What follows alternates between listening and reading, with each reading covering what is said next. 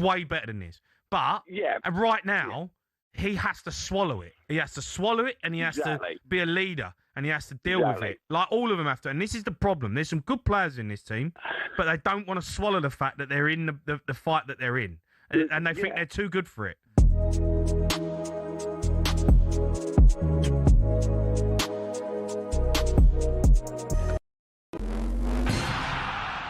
Would you give up the chance to play for your country to become a global star of your sport and earn big money doing it? Well, that's the choice facing rugby players right now because of the proposed new R360 League. Led by 2003 World Cup winner Mike Tindall, it's already being backed by major investors. Its goal? Turn rugby union into franchises, not clubs, add some serious cash and a bit of razzmatazz. Or in their words, make the game more watchable, accessible and entertaining, especially for younger audiences. But there's been a huge pushback, a massive no way from the current game. So what exactly is R360 and why is it controversial? Rugby union is facing challenges on a domestic level right now. There's huge financial instability across even top-tier clubs.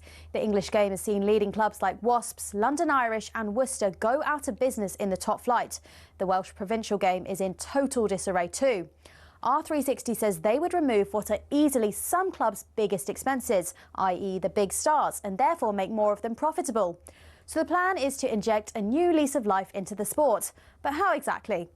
Top stars of the men and women's game playing for a franchise-based league with fixtures in cities like London, Miami, Tokyo and Lisbon. Each city would host a tournament featuring all the franchises during a short 3-month season. And though no players have officially confirmed, reports suggest around 200 have signed pre-contracts, some worth up to 750 grand. And if that's the pre-contract, you can imagine where the full wages will get to. Problem is, the rest of rugby says no. In fact, no way. The national unions from England, Scotland, Ireland, France, Italy, South Africa, New Zealand and Australia have declared any player joining R360 will be banned from test selection. World Rugby's also not approved the league. Many fear it echoes football's failed European Super League, a top-down, money-driven idea that could damage the sport's traditions. So is it dead already? Well, rugby union is at a crossroads. Some may be against it, but we know others are being swayed by the cash. So will everything work itself out? Or after the European Super League and Live Golf, have we got sport's next big scandal on our hands?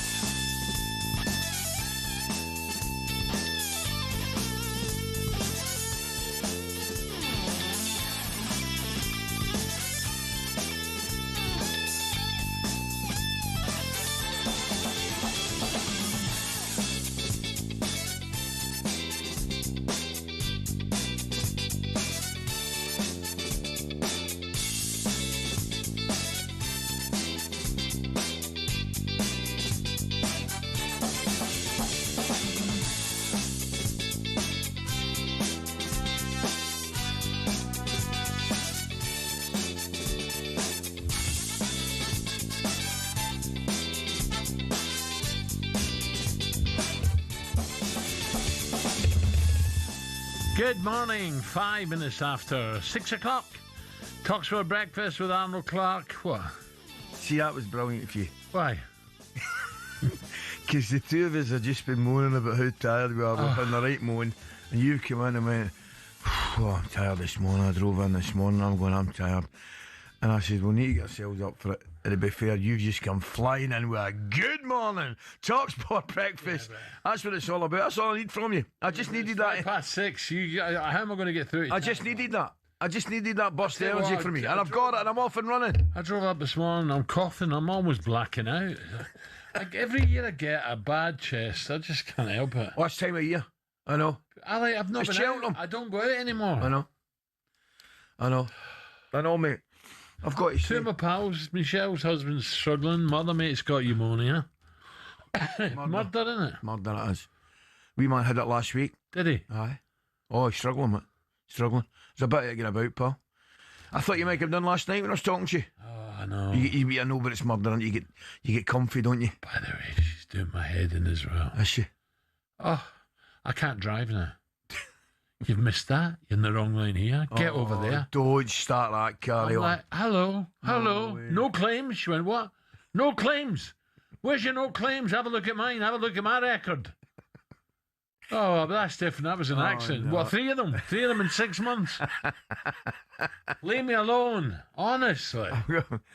I've got this vision of you and Jill in the car. It's not a good one. It's not a good one. I'm like, shut up and just watch the road. Oh, man, alive, man. So, what's happened? Did you watch any football? Oh, no, I was in bed. What about that Bodo Glimt, by the way? What about them? They beat Inter Milan again. No way. They did, in Milan. The Norwegians. Aye, is that what Scandinavia, definitely. No, it is still. I know what they are. They beat Man City. They beat. I think they gave Roma a right doing one year. And yet Tottenham went there and beat them. How do you work that out? No. I don't know what's going on with Tottenham. Oh. They look. I mean, they just look all over the place, don't they? Mm. It's sad, really, because. Yeah. Anyway, the latest is. I had a wee chat with someone yesterday. The latest is Poch. They've not even spoken to Poch. Is that right? They've not even spoken to him. You'd have thought Poch would an automatic one after the World Cup. Correct. No. Not even spoken to him. So I don't know what they're doing, and I don't think they know what they're doing. Tell you what, Al, they better kind of find out quick what they're doing. Well, people keep saying, I'm like... Well, I'm at the stage now. I think I said to you, either last week or the week, probably the week before, I'm saying, oh, no, Tottenham, this, that, and the next might be in trouble. But I'm not really convinced myself when I'm saying it. And now I'm going like that. You better believe they're in trouble. I thought West Ham were going to get out of it, right? They're still picking up points. Did you see them at the weekend? Where's the oomph? Where's the, come on, we've got to stay in the Premier? I thought Forest showed that. Them players now have got cigars out. Well, if we don't, we go down, I got to move. That's the way I feel watching football now. They don't care. Cool, I know. Well, we had a lot of the Tottenham fans on the last couple of days, and that's exactly how they're feeling now. I mean, they're looking at it with a great degree of justification, saying, look, you get beat. North London derby, come on, give us the sleeves rolled up at least and get in about it. I know. And then you get the excuse, well, you can't tackle anymore. I know, we can still run about and get in tight and people in. Well, that's it. They don't get tight. Arsenal players going off, getting the ball, turning on half turn. No one, whoosh right up there, you know. And then up north of the border, dear, oh dear. Unbelievable. Did you see what was some of the decisions, though?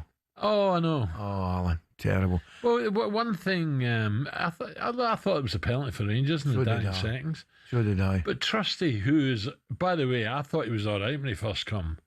For me, beat it.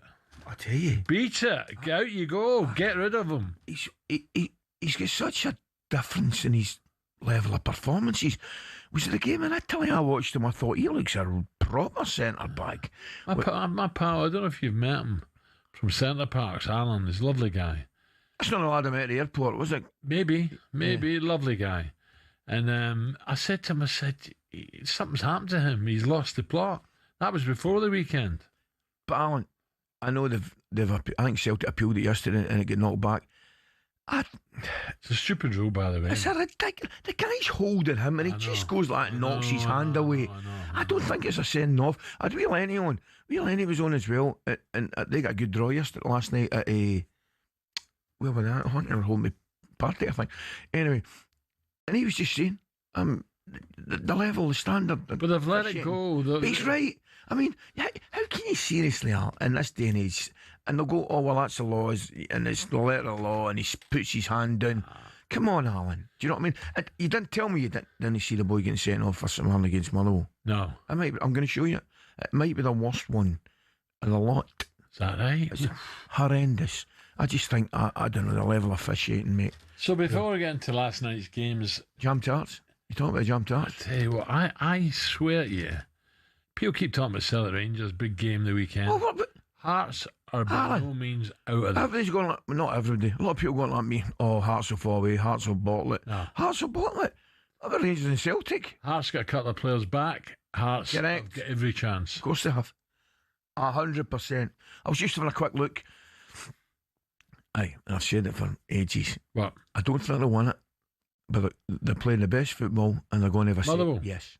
They're going to have a say in it. They're going to have a massive say in it. I'm loving it. I'm loving it at the moment. They've got to play before the break. They've got to play Celtic and Hearts. Where? I think they've got Hearts at home and Celtic away. Mind you, I thought, as soon as you said Celtic away, I thought it doesn't matter anymore. It doesn't matter anymore. That's what I'm saying. Did the crowd behave themselves this time or not? I don't know. I think there was a few empty seats. As you get sometimes you lose a late goal, but I think Hearts have been going well. I mean, and they've handled the loss of Devlin and Shanklin, who will be coming back. They've handled it a lot better. I thought they would. Yeah, because they're definitely. I stand by it. Two key players.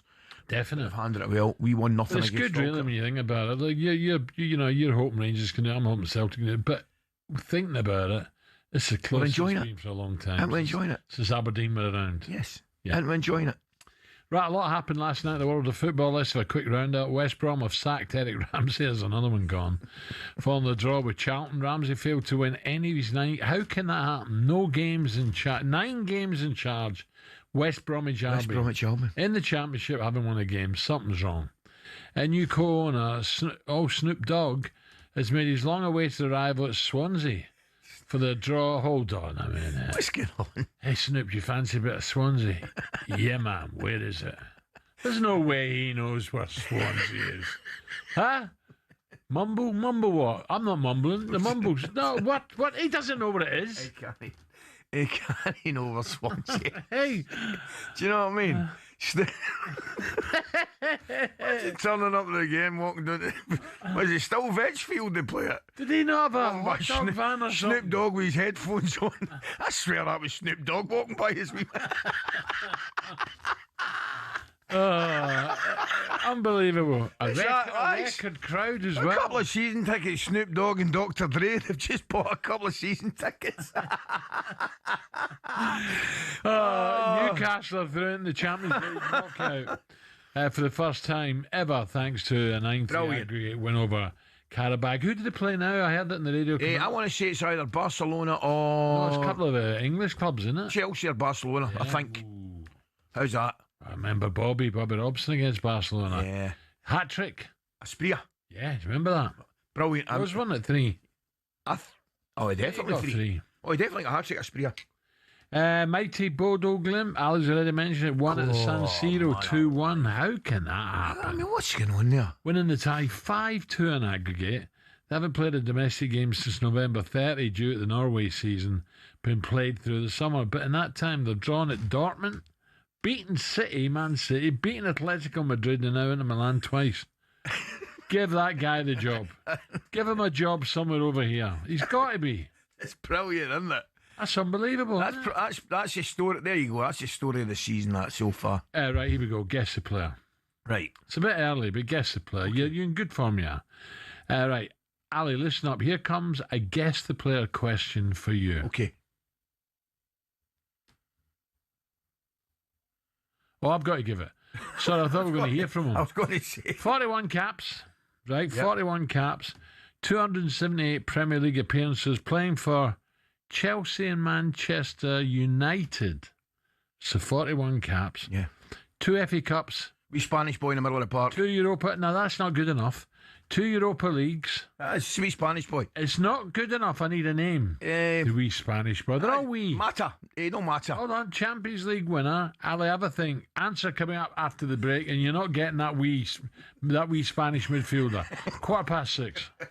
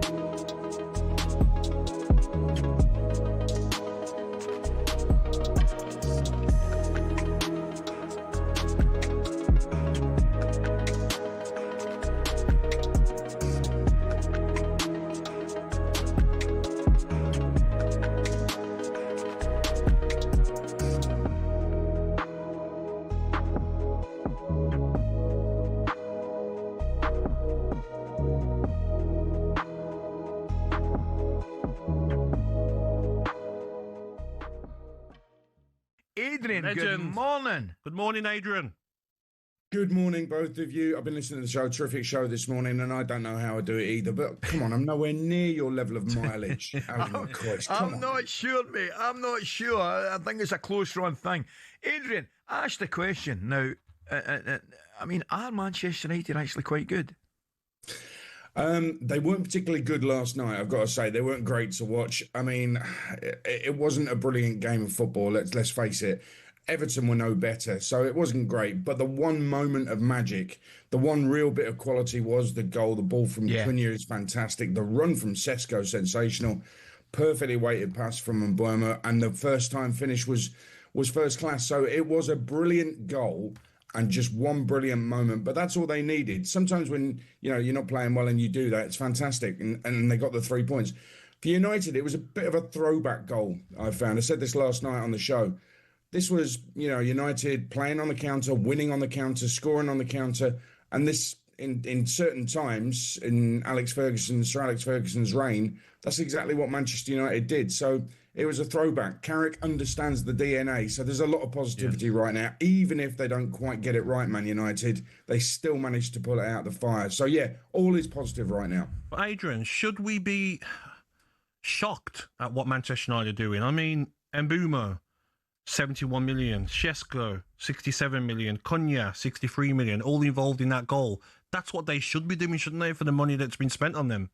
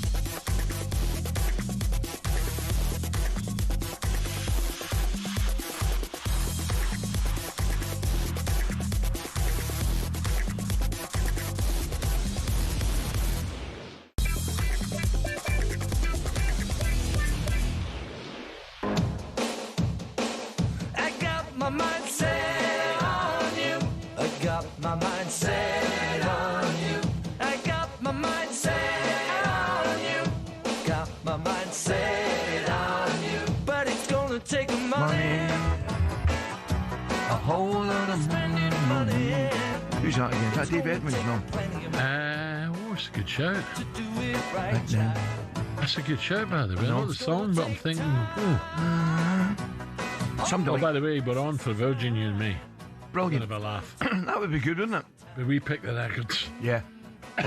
Oh, that'd be great. Wouldn't it? I'm looking forward to Cheltenham. Here's a nice one from. Is that Tom? Yeah, for Tom up in Broadway. saying if we're up for the festival, he's got a car we can What do you borrow mean for if we're up? No, all right, when we're up, he said. Sorry, beg your pardon. Tom, that's very kind of you, mate. Very kind of you. He's a point-to-point trainer. Point-to-point trainer. And that's a very kind invitation, which we probably will take up at some point. I tell you, I've got to do a preview. Sunday? Next week for Cheltenham. Okay. Mike Alone's coming, by all accounts. Brilliant. Yeah, I know he's a flat trainer, but... he loves his racing. Yeah. Loves his racing. Lizzie, and then our royal correspondent. Oh, Rupert. So he's going to bring it right down. Oh, he will a bit, won't he? How's he getting on, Rupert? I've not spoken to him for ages, you know. He'll be getting... By the way, is he not the horse of the year show or something? I promise you. Have a think about this. Do you know when I last saw him? He put something on his phone. He was in the gym lifting weights, and I'm not kidding you. Who? Rupert Bell. Say that again. Rupert was in the gym. He was in the gym, and he was either lifting weights or he was doing pull-ups, and I'm not... Pull-ups? He couldn't pull his trousers up. Well, I'm telling you, this is what he was doing. I don't know. He's seriously getting himself in shape for Cheltenham.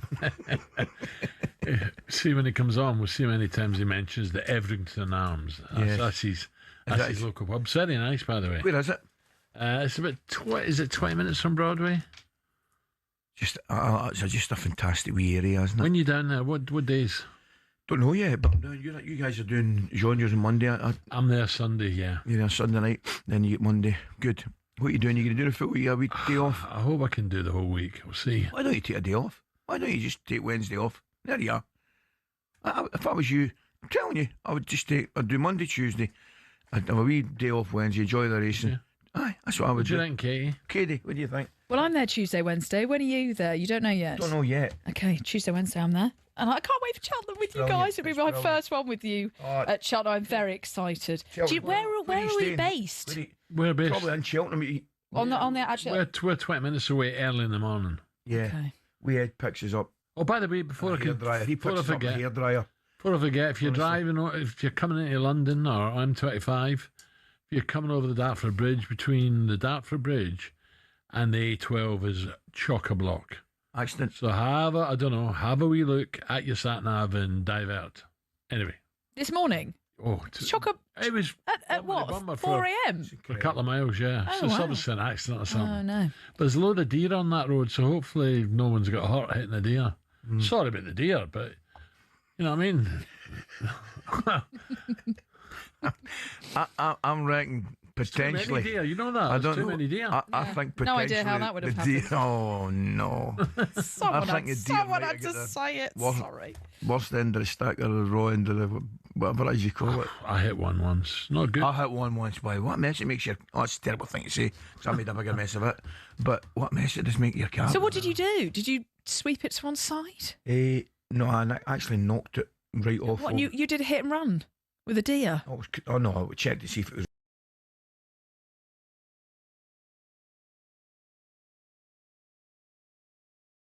And he's got antlers above his house. Remember I like my fishing and my kind of wildlife and stuff like that. But you go, we'll kind of go down that road because people don't like it. But see when you got away up north, there's thousands of them. Oh, there's too many. Well, they've got to cull them, haven't they? 25 million or something? Yeah. 25 million deer? It's something ridiculous. I think in the UK? I'm thinking that's that's a wild that's stat, that. I think we need to double source this information. I've got that down immediately as an overblown figure. Reading My Country Life of the weekend, there's 25 million something that may not have been deer. Texas 81089. How many deer are in there? You're getting mixed up with midges. Well, there's definitely way too many deer. 25. I think we could fence them in better, to be honest. Can see them coming down that M25 to a lane. Yeah. Where are you going? The traffic's murderous. Shall we do the back pages? You don't have to. Just have a laugh. We just talk about deer. What about Snoop Dogg? Are you a fan of Snoop? Yep, Snoop Dogg made his first appearance. Is he winding me up?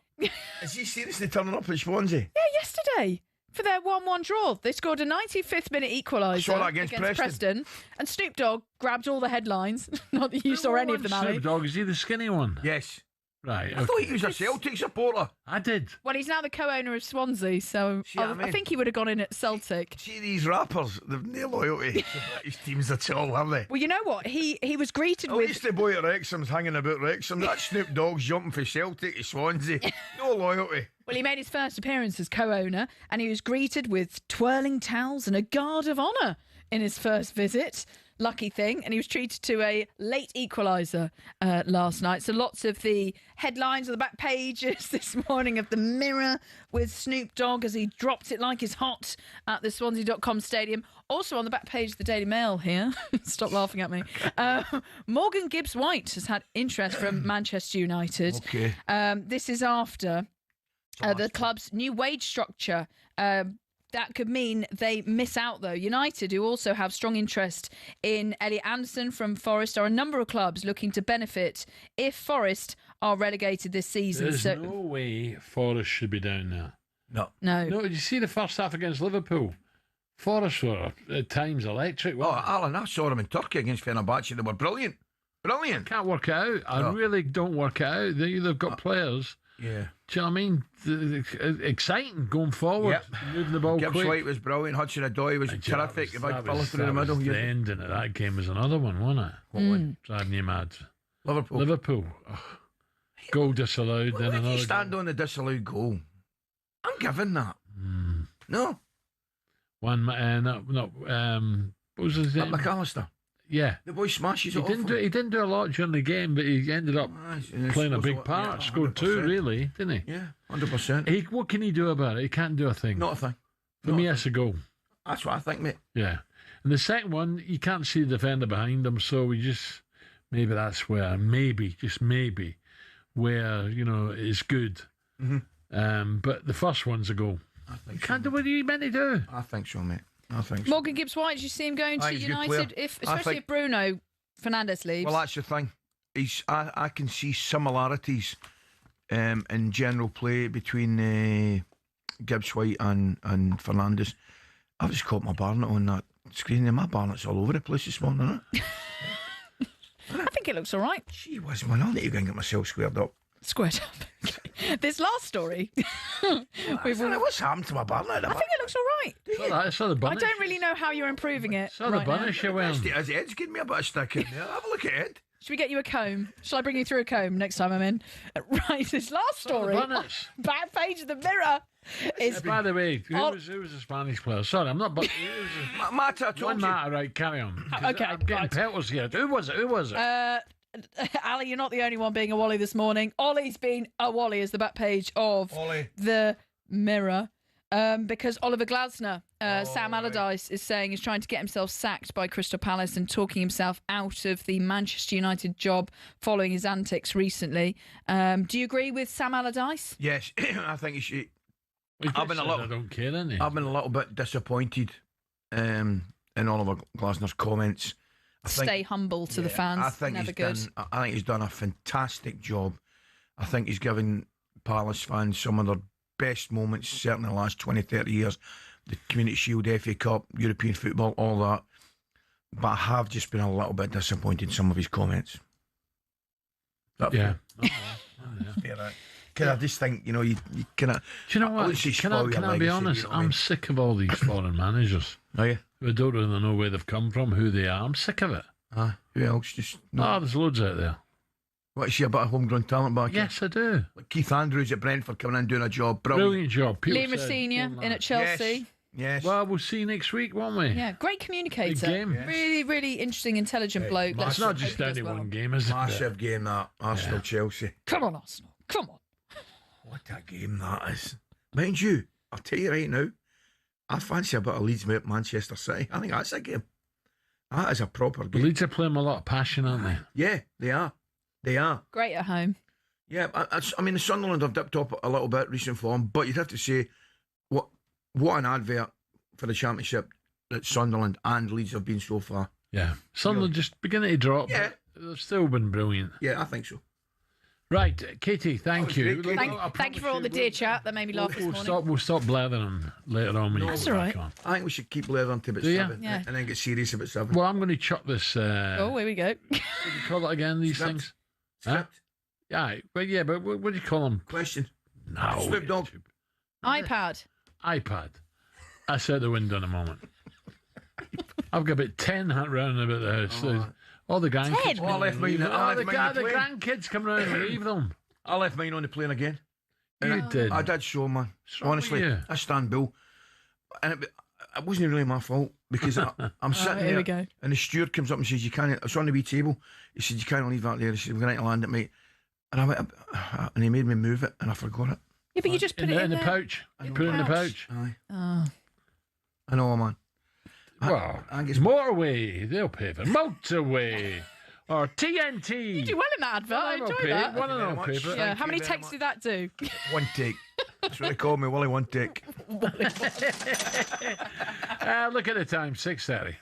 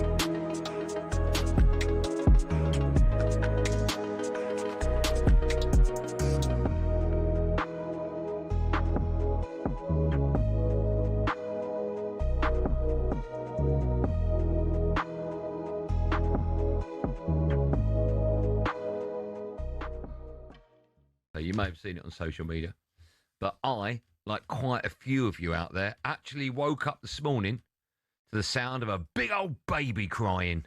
It was very interesting. The likes of Goldstein and people on these channels, other channels, diving in, ridiculing, loving it when other people don't do well. That's too far. No, that's not true. It is true. That's not true. I mean, 100% that's not true. I'm not going to defend Andy My Goldstein interpretation. because it's not in my interest or I have any... Andy, play this later. But And just people- if you want to be a good presenter and you want to go to the next level, Okay. don't take fun I'm not from sure other that people you need to losing their lecture people. I'm not demise. sure you need to lecture people about how they conduct themselves, Martin. But the fact is that Well, you do then. you have no objectivity. So the reasons why you catch shrapnel is because you lack objectivity. If you are very subjective about situations, you become very defensive of it. No one's got any agenda against Arsenal. Nobody in this studio. Well, that's where you're wrong. That's naive. Who's naive now? I was talking about somebody who works on this for this network, who for me takes fun. So people's basically, demise. your problem was with Andy Goldstein. Oh, 100%, yeah. Well, anyway, your manager. Right, I'll put my glasses on so I can read. Firstly, Keown, it's Mr. Goldstein to you. Moaning. Martin Keown moaning like he's been bitten on the backside by Win the Dog. Let me just remind you, Martin Keown, Arsenal just beat the worst Spurs team ever, and you're screaming about it. A few days ago, you drew with bottom-place Wolves, and the so-called invincible Martin Keown, by the way, started just 3 games that season, 2 more than David Bentley, so calm down, starts crying like a tiny...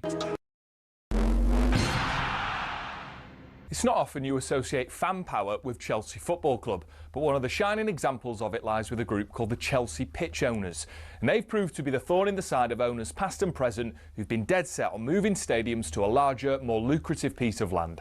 Essentially, the supporters group holds the freehold to the land on which Stamford Bridge sits. Former owner Ken Bates set it up at a time where some unruly property developers tried to evict the club from their ground.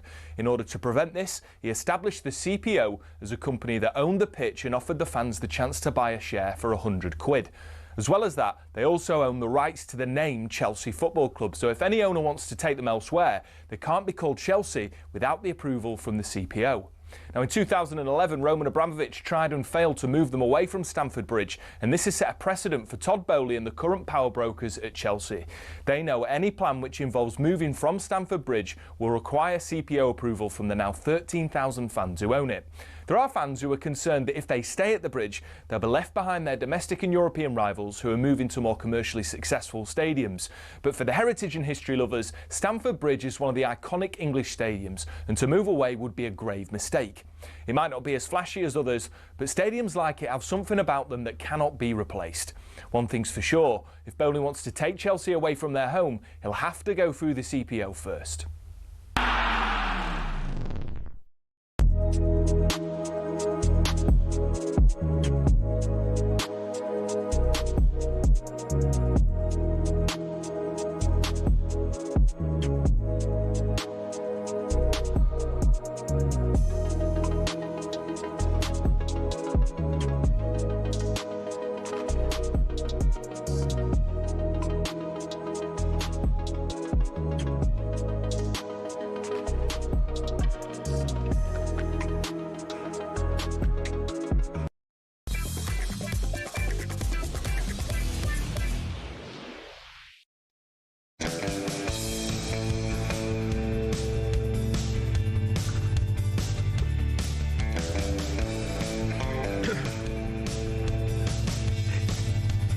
Right, come on then.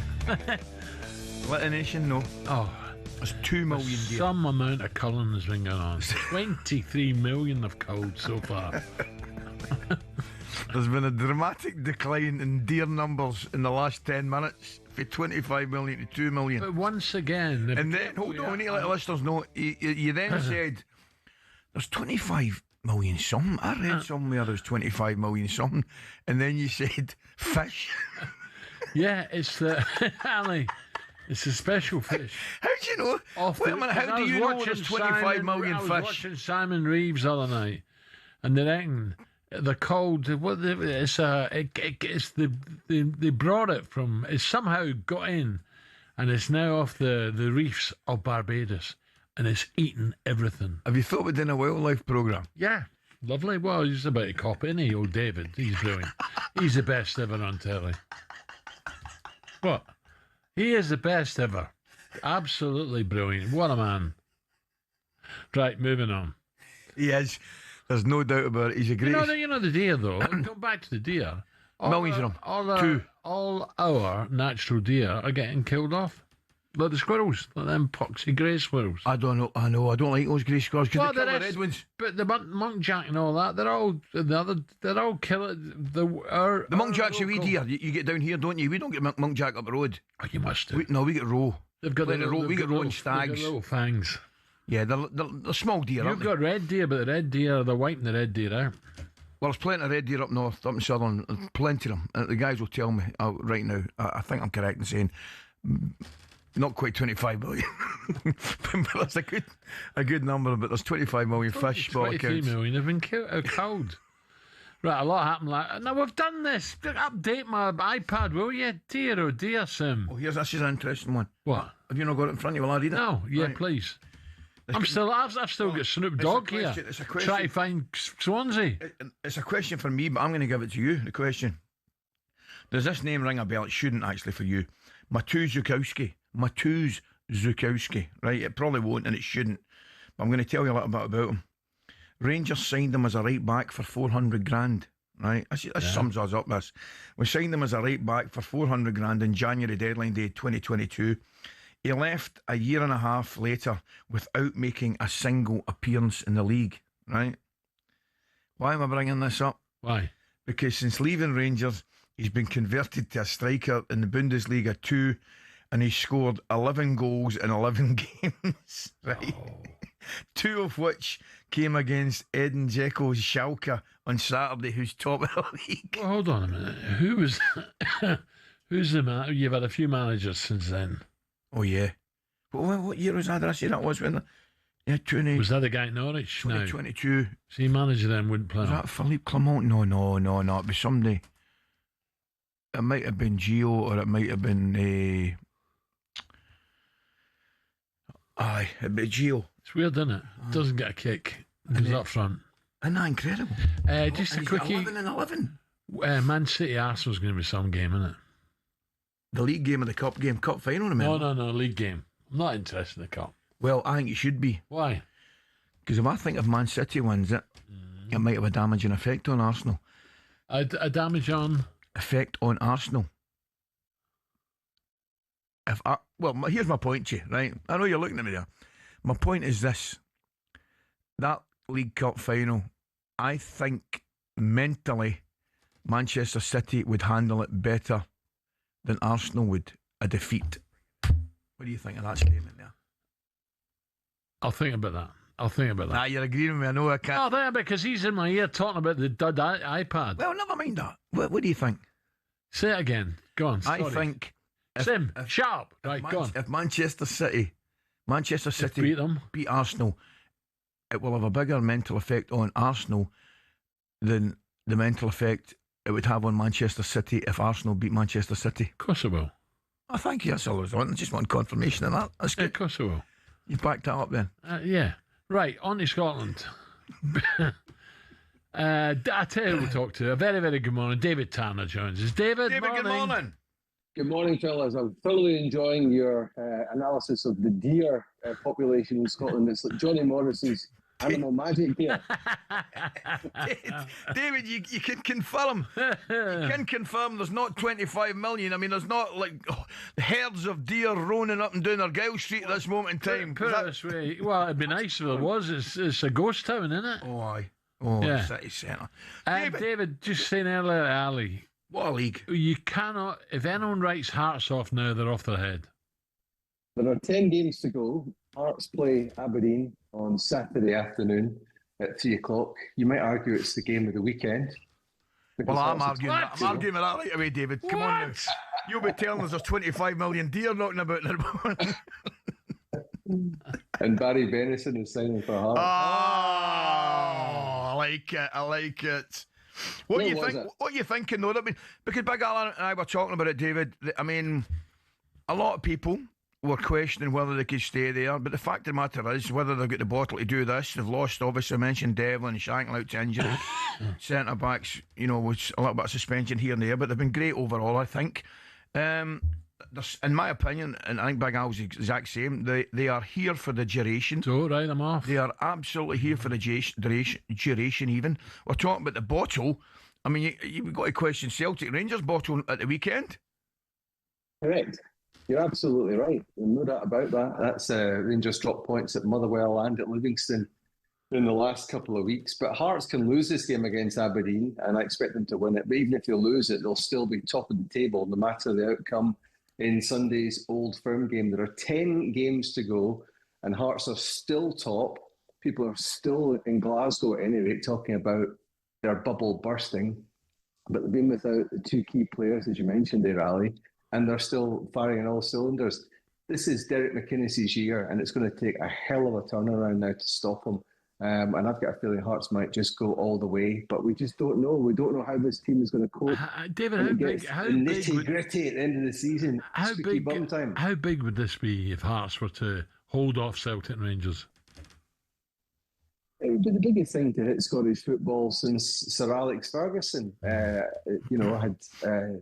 Scottish football by the throat for a period when manager of Aberdeen, and when Jim McLean won the league with Dundee United. That's how big it would be. But bear in mind, back in those days, Dundee United and Aberdeen were paying roughly the same wages as Celtic and Rangers were. Not anymore. The gap in wage bills between the old firm and the rest is unbridgeable. But yet, that's exactly what Hearts and Derek McInnes are doing so far. But as I say, this is the big time now. When we get to the squeaky bum time, we'll really see what they're made of. David, I was saying to Al, I think personally, just my own opinion, the last 5-6 weeks, whatever it may be, the lad at Motherwell, the Danish lad, is doing an absolutely remarkable job. I think they're playing I would say they're playing the best football in the country at this moment in time. I'm ruling them out it probably, but I'll tell you what they will do. They'll have a big say on it, and they've got to play. I think you correct me if I'm wrong. I said to Alan, I think they've got to play Celtic and Hearts prior to the break, and then they'll obviously play everybody after the break. They're going to have a big say, mate. They will. They really will. And I tell you what, Celtic, Rangers and Hearts will not look forward to playing Motherwell. I think the big question on everybody's lips now is, where is the Motherwell manager going to be next year? Because he's done so well. I don't think he's going to be at Motherwell. Apologies to Motherwell supporters. Is he going to be at Celtic? If you were Celtic, would you appoint him? Or might be looking down south? By the way, Tony, going back to Hearts just briefly, Tony Bloom, how does this man do it? Well, he's done well, hasn't he? But I'll be quite honest, I'm giving Derek Oh, no, I know that, but Tony Bloom's gone in there and he's spotted an opportunity. Oh, yeah. Celtic Rangers are not that great. Here we go. That's what he's good at. That's what he's very, very good at. What's your gut feeling, David? Since October, people have been saying Hearts will fail this month. They've been saying it every month, and they haven't done it yet. They've had all these injuries, and now they're going to get Lawrence Shankland back. I think they can do it. I really do. Celtic are still in the race, yet they've had the worst season in living memory. Brendan Rodgers was fighting with the board. The fans have been fighting with everybody. They've had so many injuries, Celtic. The form has gone up and down. They appointed a manager in Nomsey, who it made no sense as an appointment, and they got rid of him very quickly. Despite all of that, Celtic are still there or thereabouts. So anything can happen. The one thing we don't know about any of the teams this year is whether we can trust them or not. So it's not like in the past where Brendan Rodgers, Celtic, you knew they would win every week. You knew that they would go on and win the title. We just don't know this year. And that's what makes it wonderful, right? No, it's fascinating, to be honest, and probably we need it as well. Yeah, it's been we great. do, but don't write off Hearts. There's no doubt. David, thank you. Thanks, David. Enjoy it, mate. David Tanner there, and he's right. Why would you? We keep saying it. That's at the bubbles burst. No, it hasn't. No chance. No chance. You spoke to Derek lately? Yeah, I haven't spoken to him a week or so, but... Will he feel the pressure or not, or is he just saying this? Oh, he'll handle it fine. No, don't worry about that. Derek will handle it fine. Tell me a little bit, just briefly, about Derek. He played for who? Great. He started off at Morton. Was it Rangers, but played at West Brom, didn't he, as well? So, no, had a great career. Good career, Derek.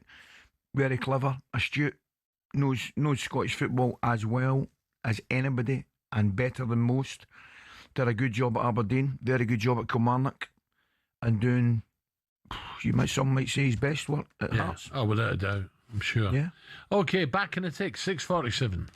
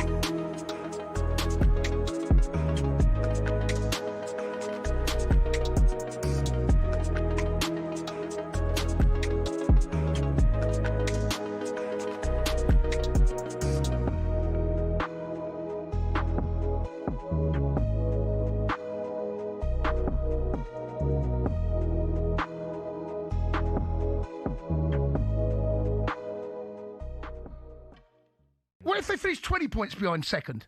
Oh, well, then that's different. But well, that's what I'm saying. Yeah, but they've had an unbelievable run if they finish third and they lose the last 4 games. That's what I mean. All of a sudden, Villa could fall off a cliff. Chelsea could. Liverpool could. Honestly, no, look, if you don't like the answer, don't ask the question. I think that conversation needs to be a place because depends who comes available, right? Depends who comes available in that. We don't know what might happen. I'm just saying. Let's go to Bob. He's a Man United fan. Bob. All right, Bob. All right, boys. All right, I normally come on here bashing United, and this is music to talkSPORT's ears. What do you mean? Right. Sesko, what a player. No one's talking about this. He's Ruud van Nistelrooy in the making. And I tell you what's going to happen.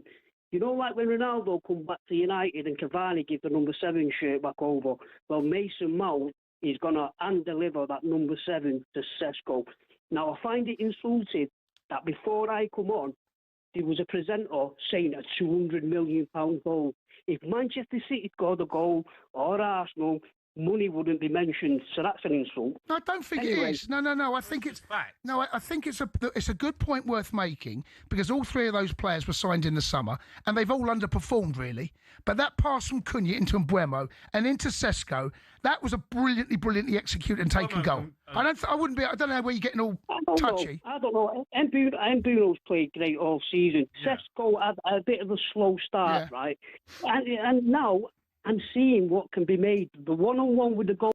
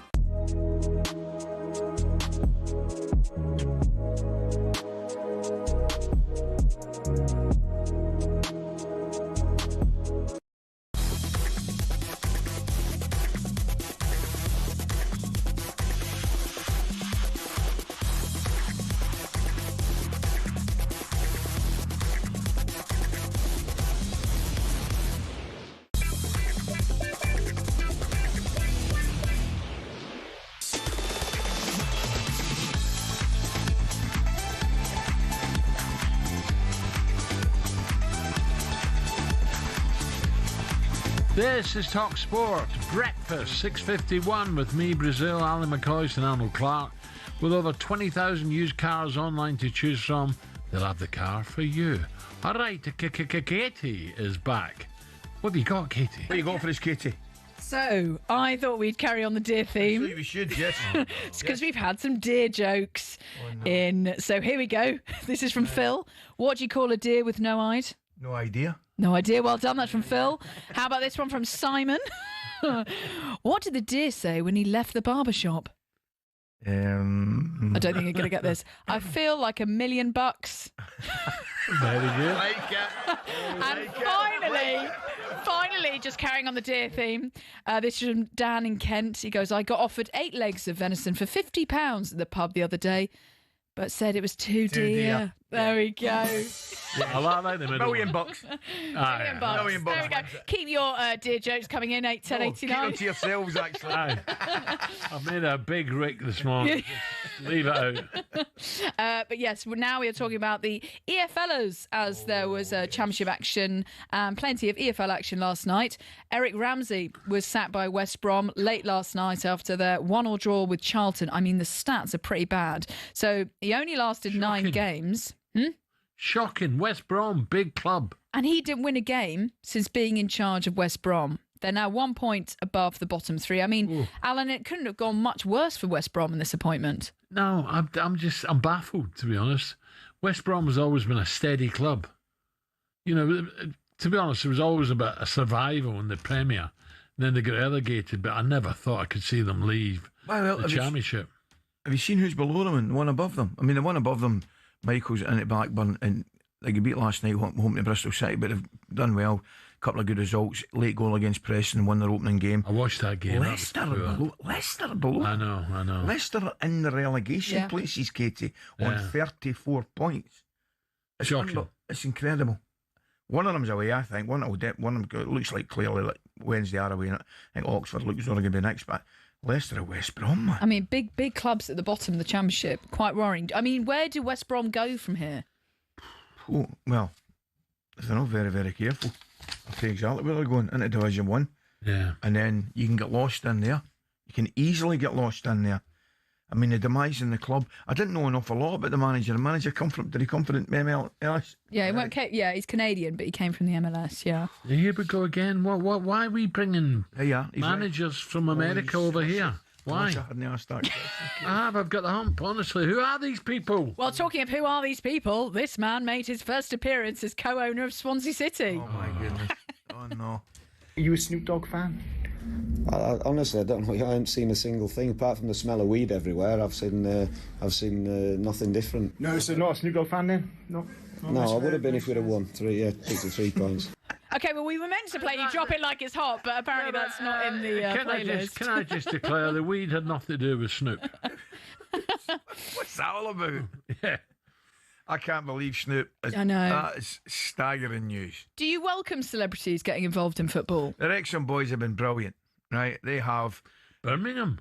Yeah, absolutely. Wrexham. Yeah, Hollywood owners. They're doing pretty well. I've got to be honest. I haven't been to Birmingham since the guys have taken over there. But Wrexham, what a story it is, and they are passionate. They are passionate. By the way, let's give Alex Neil a bit of credit. Oh, sensational! Sold at the weekend, but. Hey, fantastic. Millwall. They've been brilliant, Alan. But I think they got sold at the weekend, didn't they? They get beat the weekend. Portsmouth. Was it Portsmouth beat them at the weekend, yeah.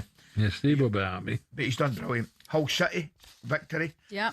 By the way, your old team, Alan, after a doing at the weekend. That was a big result. Brilliant result for them. Because Watford are a funny side. And Ipswich going there, I thought, this will show me some character. And that is a great result. I think it's a terrific result. I mean, we're talking about Coventry having a little bit of a wobble. They've put things in the straight and narrow. They've got a big game tonight. Is it Sheffield United tonight? I think it is. Yes. Yeah. Sheffield United. Sheffield United, I think. Middlesbrough had a little bit of a wobble, haven't they? A draw at home. Southampton, they've come. They beat QPR 5-0 last night. 5.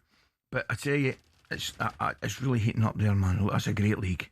It's a great league. Well, just on Swansea City last night, Vita Matos was pleased to have Snoop Dogg there, saying Snoop brings huge international interest to the club. But the opposition manager, get this, Paul Heckingbottom, said the only thing that was different was the smell in the tunnel. Okay, and there was weed in the tunnel. So my question to you... That could be anyone. My question to you would be, have you ever smelt weed in the tunnel when you were playing, Ali? That could be the groundsman getting rid of the weeds. No, getting rid of the weeds. Back to our wildlife correspondent. You can't pin that there. down to our Snoop. No, you can't. No. It doesn't look the type to me that would take... It may have been one of his... It may have been one of his entourage, but not Snoop. Yeah. No, I would say... Any funny stories from the tunnel? Any pungent smells during your playing days? We've had plenty of scraps in the tunnel. Oh yeah, but not too many weed stories. To be honest. There's been a few punch-ups in the tunnel. Loads. Haven't there? Were you involved in any? Surely you weren't involved in any. Yeah, he started most of them. Oh, did you? Not getting involved in that nonsense, Katie. You'd wind them up and then run away. A little bit of that, right? No, but Snoop Dogg. I watched that with interest. I mean, as I say, the Wrexham boys, brilliant. Wrexham boys come over, go to the games. What game was it? Who did they play? Was it? Played a cup game recently. We were there, and they were there, and you can tell that they're right up for it. They love it. But Hollywood people must say Wrexham. I know. Where's Wrexham? Well, they're doing really well, aren't they? They're doing brilliant. Snoop says it's no far. Wrexham top 6. Yeah. Won against last night against Portsmouth. Was it 2-1? Yeah, 2-1, the result. But Wrexham are flying, they're in the playoff position, so they can hold on to this. They beat Ipswich 5 at the weekend. 5-3, 8-goal thriller, yeah. So, Who's going up? Coventry, it's just Ipswich or Middlesbrough. It's brilliant. 2 weeks ago we're saying Middlesbrough against straight up. I've always said Ipswich playoffs, but, they've given themselves a chance now, haven't they? 2 games in hand. Well, there's 6 points.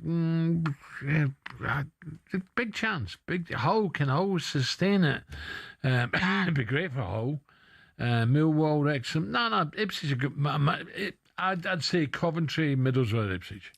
The cup game you were talking about, by the way, was against Nottingham Forest. It was Forest, that's right. In the FA Cup, where they won on penalties. They did. Yes. The place was absolutely... I'm glad I remember that and not you, and you were there. The place was absolutely jumping. It was a brilliant atmosphere. Brilliant it was. Always good to watch a game there. What's the best commentary game you've done, do you think? I'm going to have to name drop a wee bit here. Oh, here we go. World Cup final. 3 each. France, Argentina. Ridiculous game. Yeah, that was probably... I'm going to tell you something. People forget, I actually took a while to get going that particular game. It was kind of... The first half was okay, and then the game just absolutely sprung into life like you've no idea. Mbappe hat-trick, the whole bit, going to penalties, Martinez save. Remember it? Last minute, whatever it was. It was an incredible final. What a game of football. I remember playoffs. I used to love the playoffs. I still do. I did Charlton Sunderland. That was a great game. Was that 5-4? Mendonca got a hat-trick and was on the losing side. And then Gillingham City. Brilliant. A big one. Oh, there's some great games. The playoff, you can't beat the playoffs, I must admit, for drama. Right, Katie's back in 15 minutes. Still to come on breakfast. Superstar Breakfast preview on talkSPORT with Travis Perkins. Download the new improved app to easily manage your accounts and quotes. Why can't you see what you're doing to me? When you don't believe a word I say. We can't go. That's one of his best for me. We're suspicious. One of the Ghetto as well was brilliant. And the Ghetto was sensational. Aye. That's what we'll do. We'll have a top 5 Elvis. Right? I mean, oh dear me, really. Yeah, get the punters to get involved. Yeah, favourite Elvis songs. Yeah. I mean, that's a classic, isn't it? Maybe why? Why is it the favourite? Divorce or? And then you go Jailhouse. I mean, the classics: Jailhouse Rock, Blue Suede Shoes. Yeah. Right, big Elvis quiz coming up after 7. That is our breakfast preview with our good friends Travis Perkins.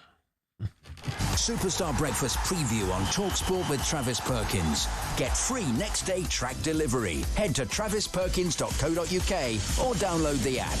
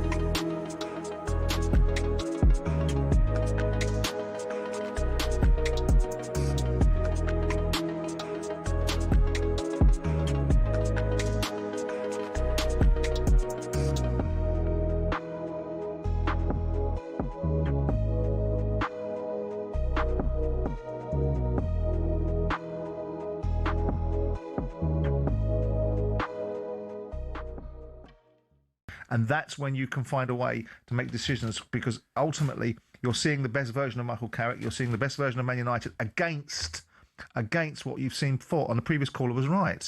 It makes other people look poor. But what you do have with Michael Carrick is you have a frame of reference, don't you, Liam, who's just phoned us? And the frame of reference is the fact that, hey, he's doing very well at the moment, coming into a difficult situation. He has managed a club in Middlesbrough in the league before, but also he knows what it's like to play in Manchester United's greatest teams. He's been part of that. He knows what it's like to win the Champions League wearing that red shirt, to walk down that tunnel and onto that pitch. He understands that weight of expectation that comes with being the Manchester United boss, Liam.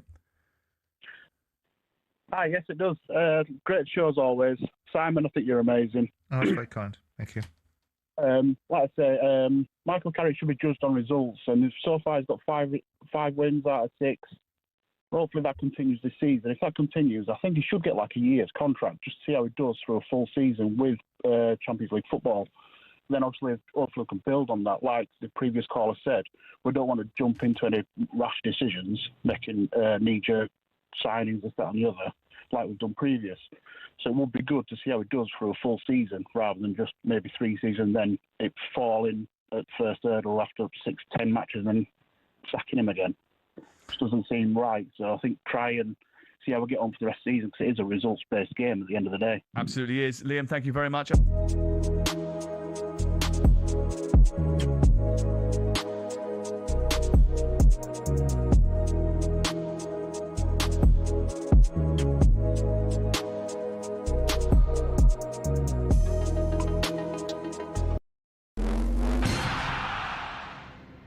Football fans all have stadiums we love, but do any of us have a pitch that we love?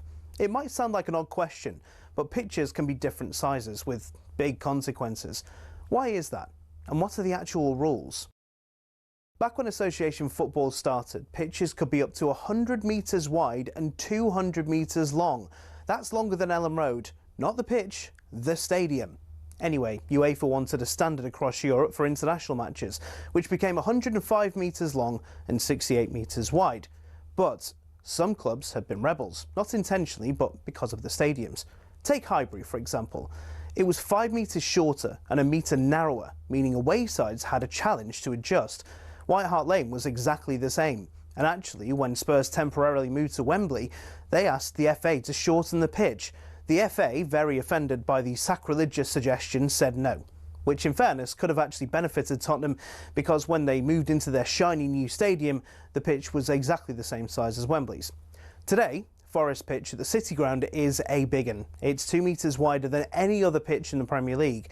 But the smallest of all, Craven Cottage, just 100 metres long and 65 wide. No excuse for not tracking your man.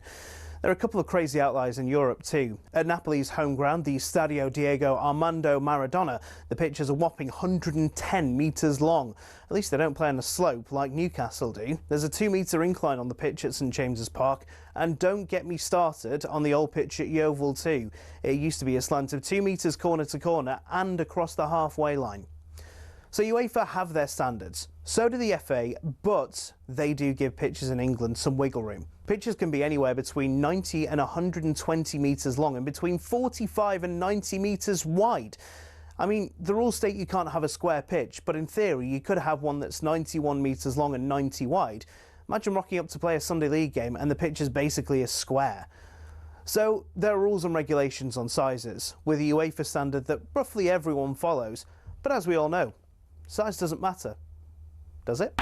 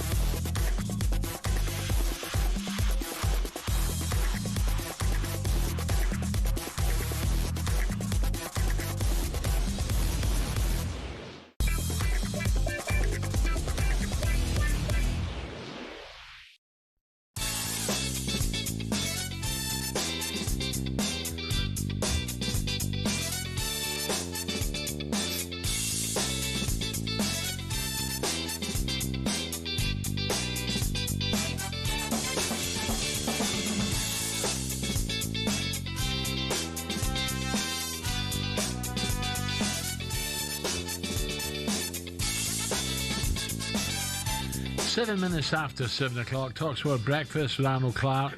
Browse the UK's best used car deals. Pardon me. And score your dream cars today. Check out the website for more details.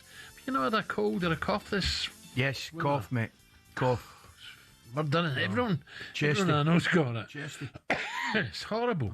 Just it's not sore. It's just annoying. I know it's a nuisance. Right, Newcastle through the last 16 the Champions League for the first time ever after a 3-2 win over Karabag.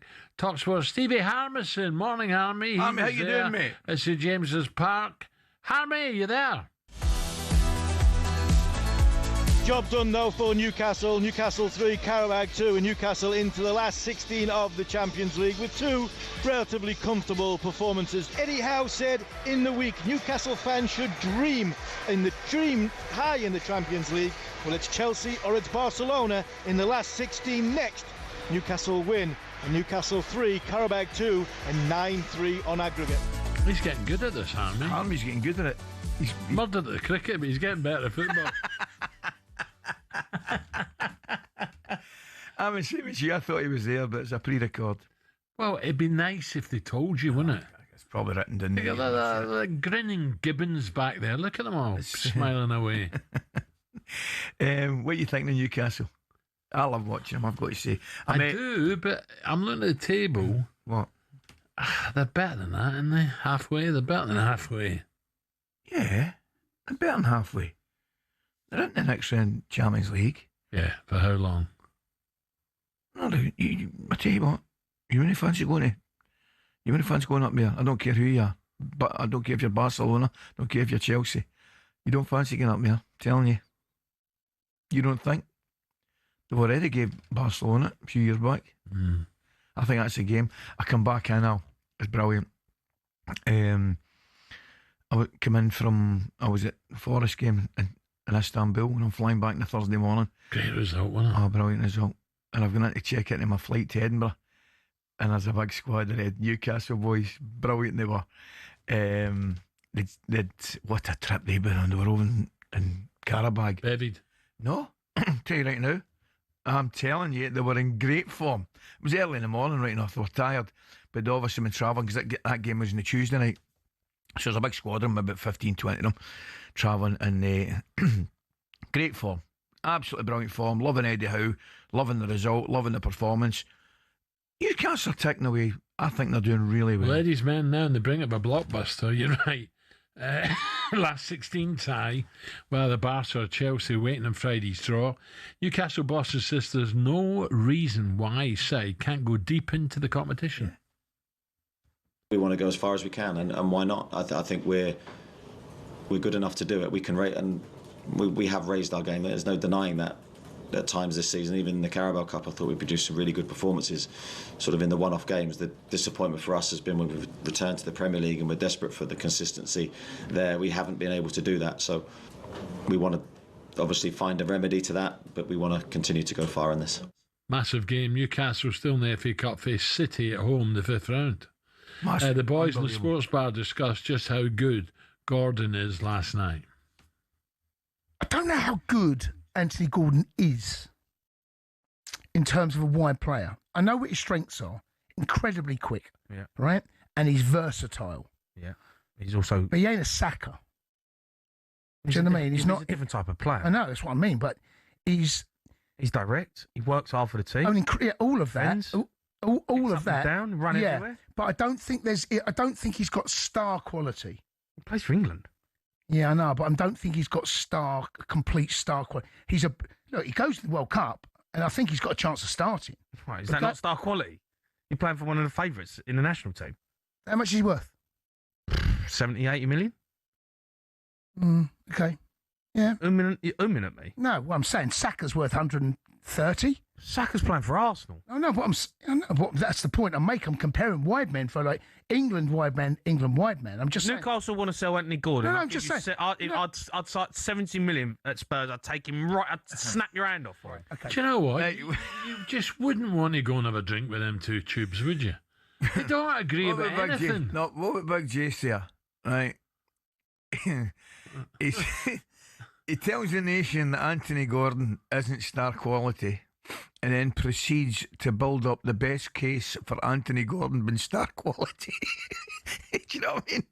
He says he's no star quality and then says, he's brilliant. He plays in the national team, chance of winning it.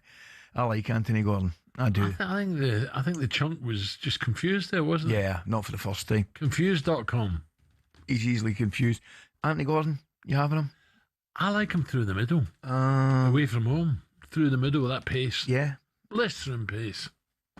I don't mind that, actually. I don't mind that. I watched the game over in Baku against Karabakh, and that's exactly what they did. I mean, I've got to say to you, Al, dear me, at half time, I called for the Benny Hill tune to get played during the goals. They were absolutely. I swear to God, they were terrible. But you can only beat what's in front of you, and Anthony Gordon was in fire. But the interesting one, the big centre forward, Voltermar, he kind of played deeper, played in a kind of 10. German. Yeah, and it's funny because I thought. Feet, he's got quick yes. A wolf. He has. I tell you, he does all right. But it's funny because looking at it, you would think that to use Anthony Gordon's pace, he'd have played in that position to run through. But he didn't. Mind you, they were terrible. But he took his goals really, really well. Many did he get? I think he got 4, actually. He was excellent. And obviously, would he have quick feet like Boydie, your mate on Sky? No. No. You didn't even think about that. No. Tell you what Boydie could do, though. Could smash it in the back of the onion bag, to be fair to him. He could do that. But Voltermar has done okay, you know. Bit like Gyökeres, you know, done all right. I think they'll get better. Yeah, you happy Gyökeres at the weekend? I think that was the best he played. Yeah. He looked, even out with his goals, Alan, I just thought his general play was better. I keep going on about his game intelligence was better, his movement, everything was better about him at the weekend. Newcastle do fine. I'll tell you right now, it would be a brave man that wrote Newcastle out of that tie, whoever it is, against Barcelona or Chelsea. More than capable of beating either of them on their day. Okay, Newcastle fans, let's hear from you. Is this fairy tale Champions League run, is it on? Is it on for your team? How far can you go? Has Eddie got some magic up his sleeve? Give us a call. You know the number, 03717 22 3344. Newcastle fans, the lines are yours.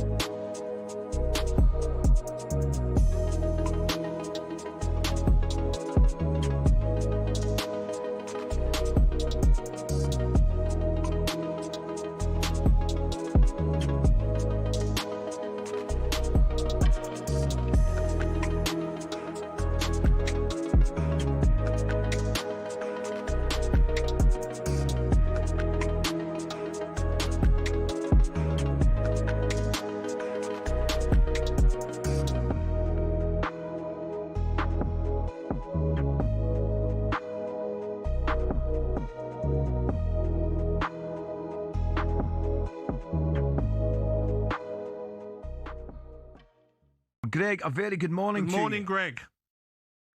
Morning, gentlemen. How are you? We're very well, Greg. Thanks for taking the time to call us. You think Martin's comments are made with some justification, I'm hearing, yes? Listen, you have to accept people for what they are. So, while you can either have the in-depth, actual professional football analysis from people that have been there, done it, won things and things like that, or you can have the clowny side of it. You can have the Andy Goldstein, who is 60 years old, dyes his beard, dyes his hair.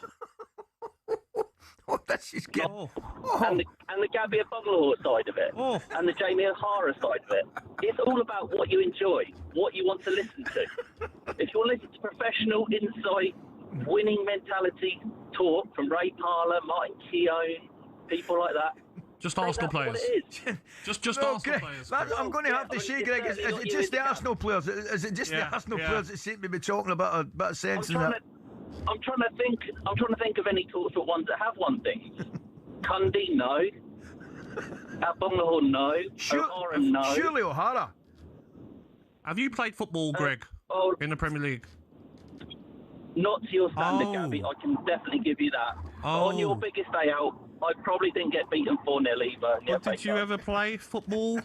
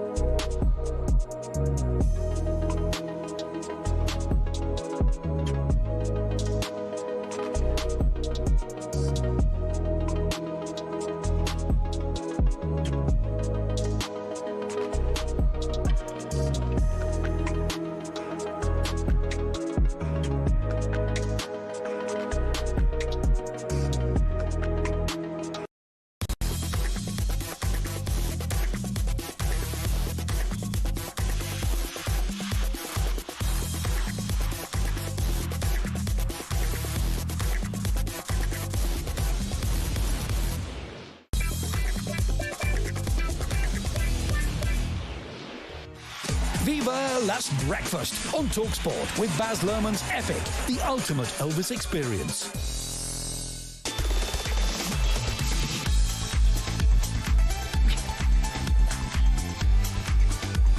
Sorry about that, guys. What are you looking at? I was looking at football results. Why? Oh, London. And poor Katie's ready to start, and you're... We're all ready to go.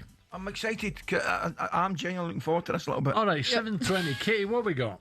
Okay, well, Baz Luhrmann's Epic, Elvis Presley in concert is in IMAX now and cinemas this Friday.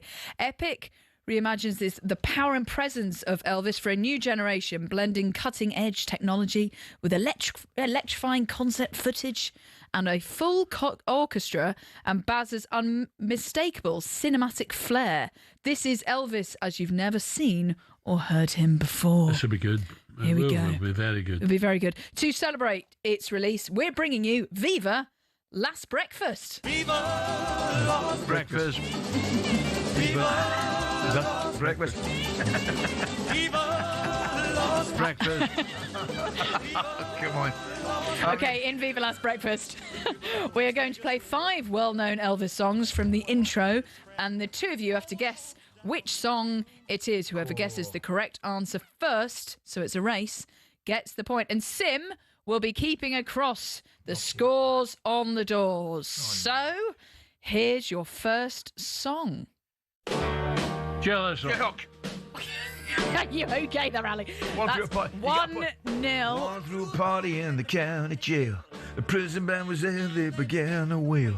The band began to rock, jump, began to swing. You should have the knocked out chill, but sing a let rock. I'm going to point for that. I don't know. Actually, by the rules, Alan Brazil got that, but lovely dulcet tones there. I really enjoyed that. Number 2, here we go. I'm getting carved up here. Looks like an angel. She looks like an angel. looks like an angel. Walk like an... You're the devil in disguise. Correct. Ali McCoist. Like an angel, but you... It's good. Very good. So you're back to 1-1. Devil in disguise. Oh, yes, you are the devil in disguise. Good. Very good. Okay, I'm impressed. This is your third Elvis song. Here we go. Wise Men. No, Only fools fall in love. Is. It's not. Wise men. It's not the correct title. Oh, come on. What's it? I can't help falling. There we go. He's got it. There we go. Out of order, Ed. 2-1. He never said a word. Out of order, Ed. He doesn't know Elvis. That was Ed.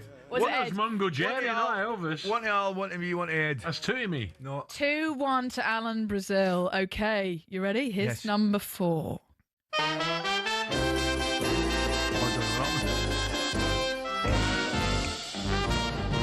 If you looking for trouble, you came to the right place. If you're looking for trouble, just look right in my face. Come on. I just want to make love to you. No, I mean, he said the word about 4 times already. My daddy was a green. Move on. Trouble. Trouble! There we go to Ali McCoist. 2-2. Oh, you can't be. Okay, so, Decider. Here we go. This is the decider. Let's finish with a classic. Suspicious Minds. Oh, he's nicked it!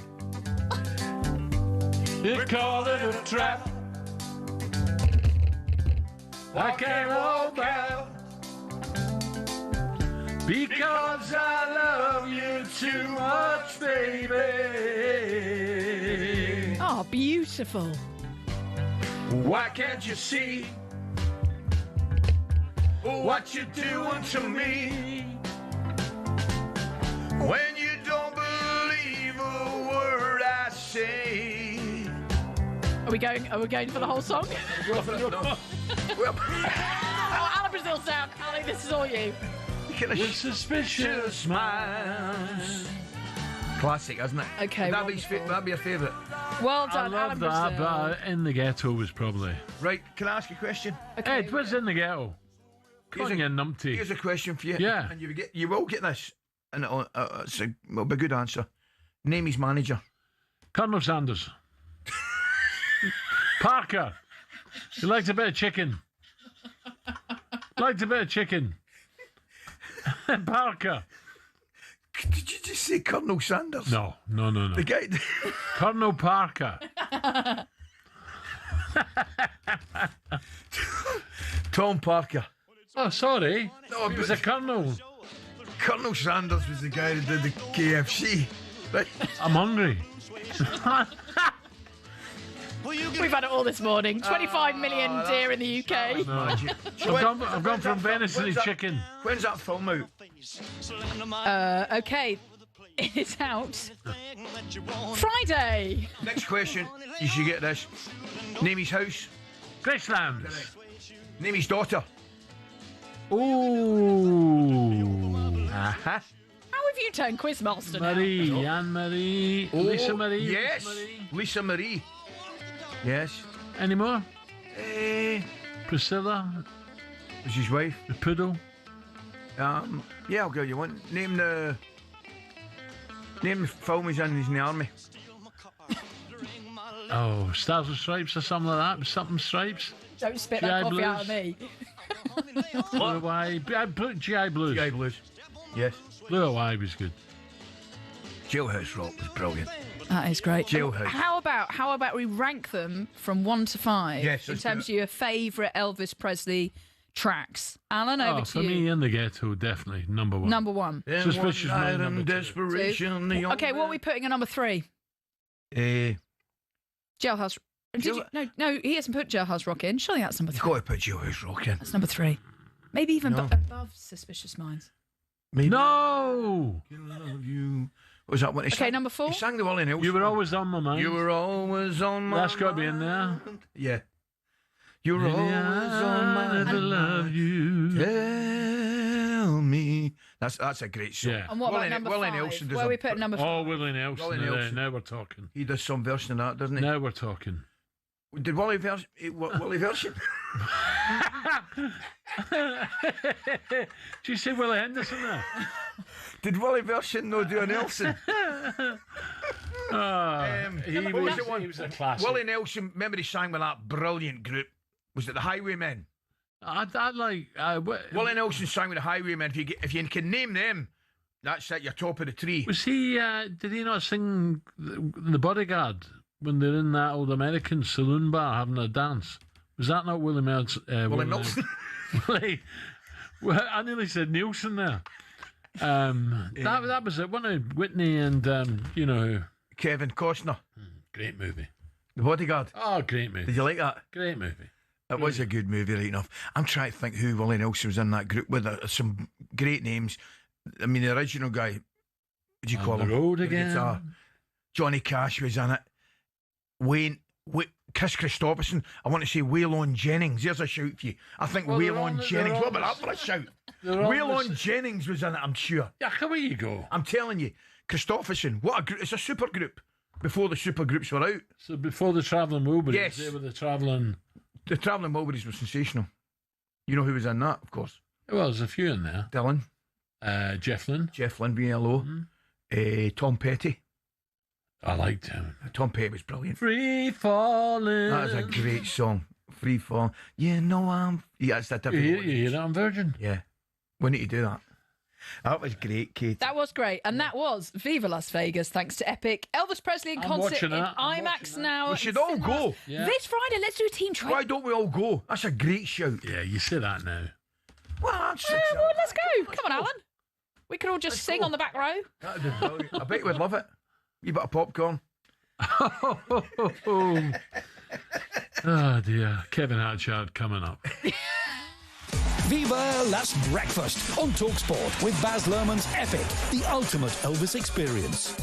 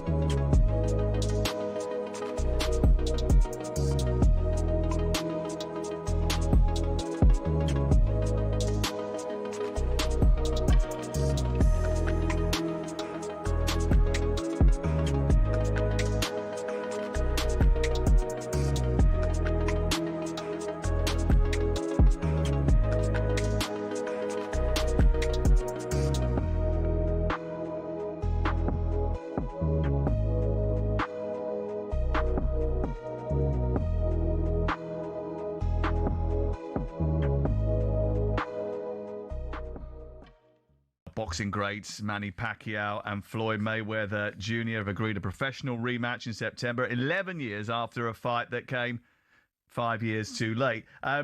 Does Floyd's unbeaten record and the professional status of the bout add any intrigue to this at all? No. Not really. I don't think so.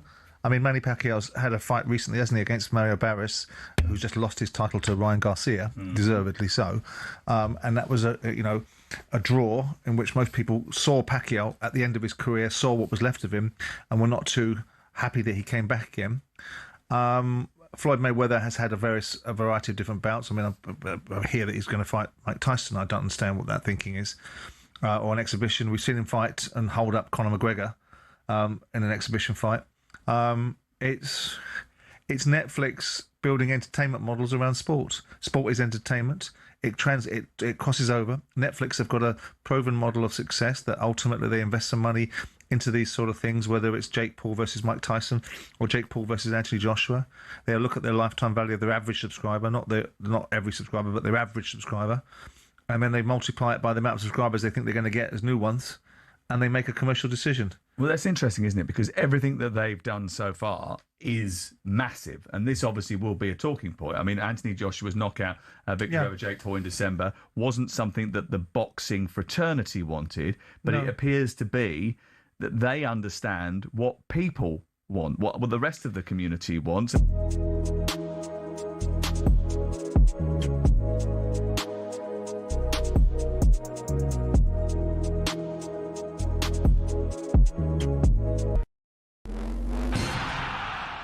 Every spring, sports fans in Europe come together to celebrate arguably rugby's biggest annual tournament, the Six Nations. But why is it the home nations, plus France and Italy, and no one else? It all started back in 1871 when Scotland beat England in the very first international rugby match. A few years later, when they could field a team, Wales decided they'd host England and an idea was thought up. With Ireland keen, they formed the Home International Championship, which ran from 1883. In 1910, France was allowed to join, as they were developing into a serious rugby nation, and thus the Five Nations was born. France had an interesting history with the championship. They were actually booted out for paying their players in 1931, when the home nations were keen to keep it amateur. After World War II, though, France were let back in, but it remained a closed shop for more than 50 years. And when another country was let in, it was only really because the Five Nations hand had been forced. Italy was developing into a serious contender, beating Scotland, France and Ireland twice in the same year, meaning in 1999 officials got together and said yes to Italy, and it became the Six Nations. So what changes, if any, come next? 7 nations? 8? A promotion and relegation system? Or should we leave it alone and let it remain the great rugby tradition it's become?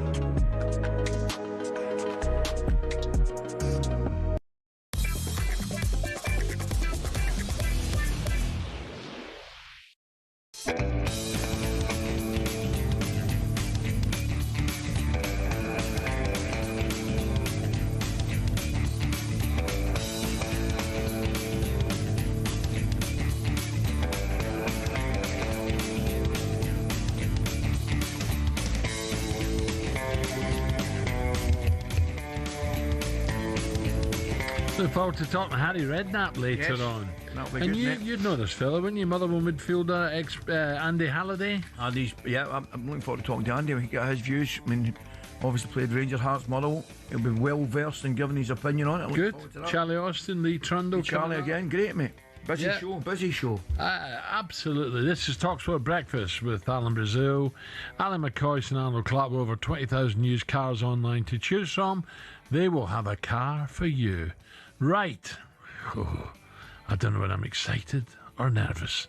Both. Fancy joining talkSPORT at the famous Cheltenham Festival for Gold Cup Day. Well, now's your chance, Al. We're giving away the ultimate hospitality experience for two on Friday, March the 13th. You'll get the full day of VIP treatment, a 4-course lunch, complimentary bar all day, celebrity tipsters and more. It's the best way to experience the races, and you'll even get to meet some of the gang. The talkSPORT gang will be on site. You have until 4 p.m. this Friday to get your entries in. Here's how you can enter. Your chance to win. Text WIN to 83338. Text costs £2.50 plus your standard network rate, or call 0343 418 7260. Lines will close this Friday at 4 p.m. This Friday, 2026, 4 p.m. That's when you need to answer your phone if it rings. 18 plus, UK residents only. This is a talkSPORT promotion. Full T's and C's at talksport.com. So you have a chance to win. Text WIN to 83338 now. Now, time for a bit of this. The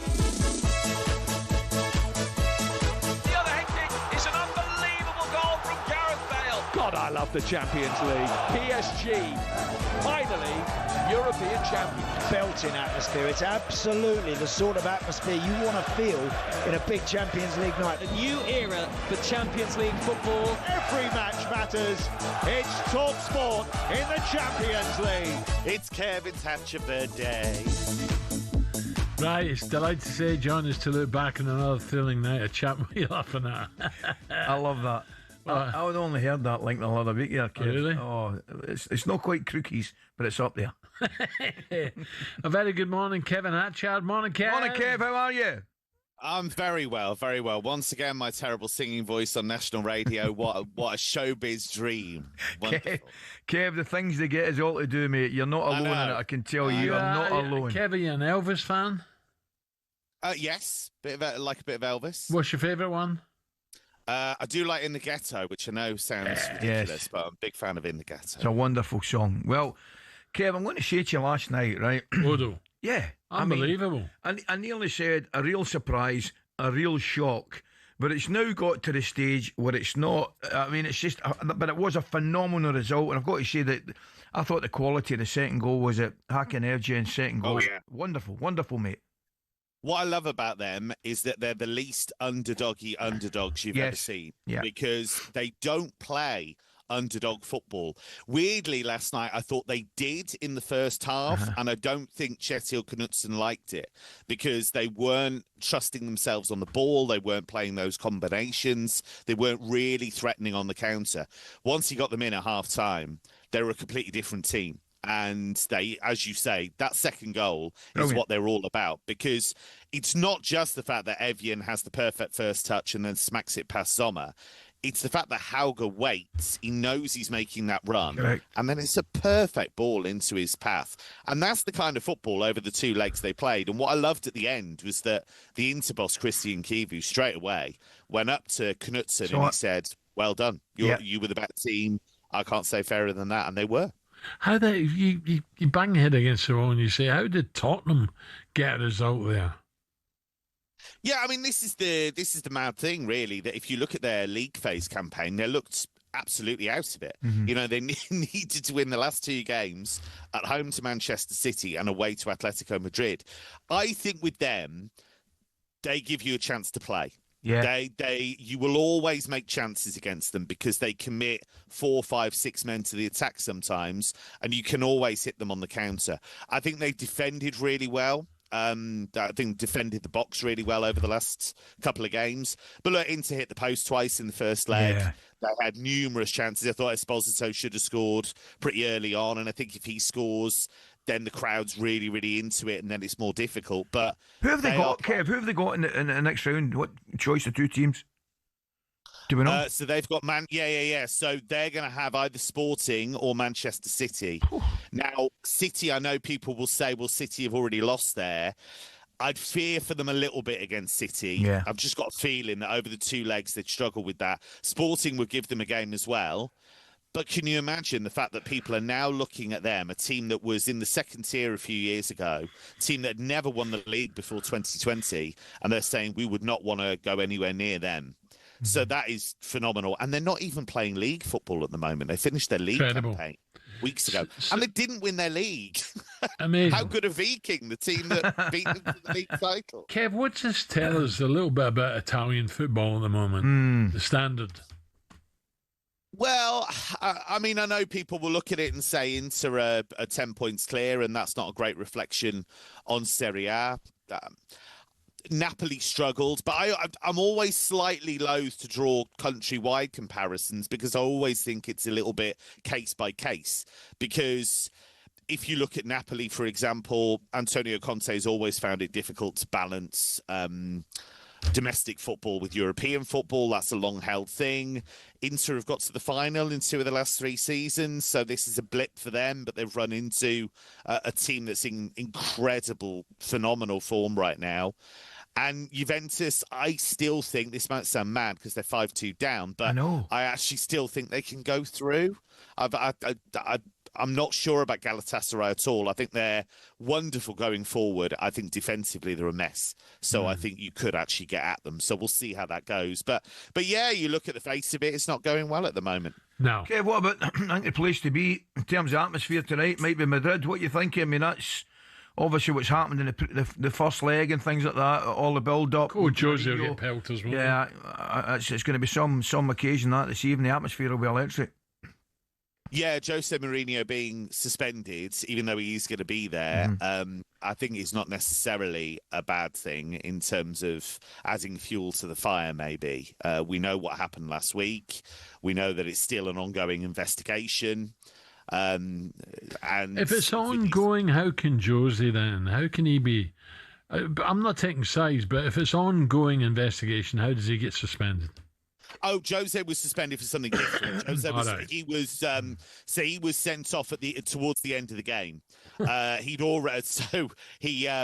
He complained about the fact that he thought Vinicius Junior should have had a second yellow card for a challenge he made on the edge of the box. I've got some sympathy with that, to be fair, because it wasn't the best of challenges. But he took his protest too far and he got suspended. So it's nothing to do with the investigation. Okay. It's just the fact that he is suspended. Now, Gianluca Prestiani, who's the player that has been accused of racist abuse by Vinicius Jr., he is suspended for tonight, which is interesting because I understand people will say, well, how is that? Nothing's been proven. It's an ongoing investigation. How's that happened? There is precedent. This has happened before when UEFA feel they do have a case of some sort, and then they've kind of made that one match ban just to give themselves breathing space until everything can kind of go through the system. So let's see what happens with that. I would love us to be talking about the football by the end of that game. Yeah. So I have my fingers crossed that remains the case. Kev, what about, where are we with PSG, mate? Comfortable 3-0 the weekend against, who were they playing? Was it Metz? But I did have a quick look. They're not just as comfortably at the top of the league as I thought they were. They're beginning to put it together. Yeah, I think so, but only 2 points ahead of Lens, and I know they're 3-2 up in the game against Monaco this evening. Where are we with PSG, do you think, mate?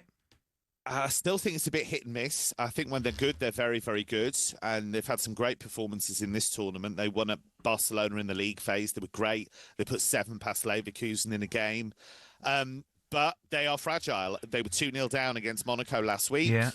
And then Monaco got douéed, just as Inter got douéed in the Champions League final last season. Desiree Doué came on and was involved in all 3 goals, and he's a phenomenal player. Yeah. So, look, they've got the star power. I do think they've got the structure in general, but they've had a lot of injuries. Dembele's going to be out. Fabian Ruiz is going to be out. World's tiniest violin for PSG, obviously. But they're not quite there yet. And Monaco were 2-0 down at the weekend at Lens, who had been top of Liga and came back to win 3-2. So they could cause a problem if PSG aren't quite at it. Kev, thank you. Enjoy it, lovely. mate. Kevin Hatcher there on Hatch of the Day. I like that.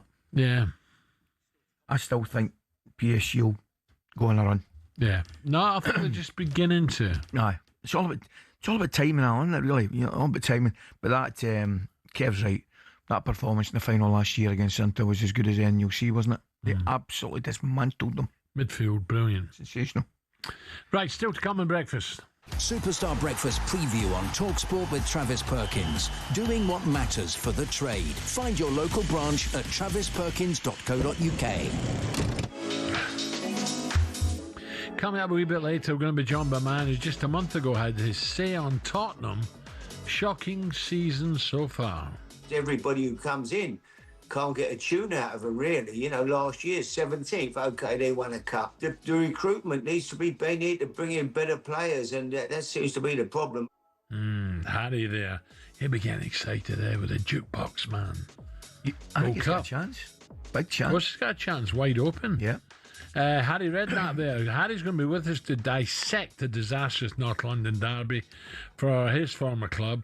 Should they have gone for Harry rather than Tudor? I'm told it's an absolute shocking mess. I'm told. Who's making the decisions there at the moment? Our Spurs now in real danger of sleepwalking towards the Championship. Oh, that was our breakfast preview with Travis Perkins higher. Superstar Breakfast preview on talkSPORT with Travis Perkins. Bricks on bricks on bricks. Over 40 million available to order with delivery to site. That's one less thing to worry about.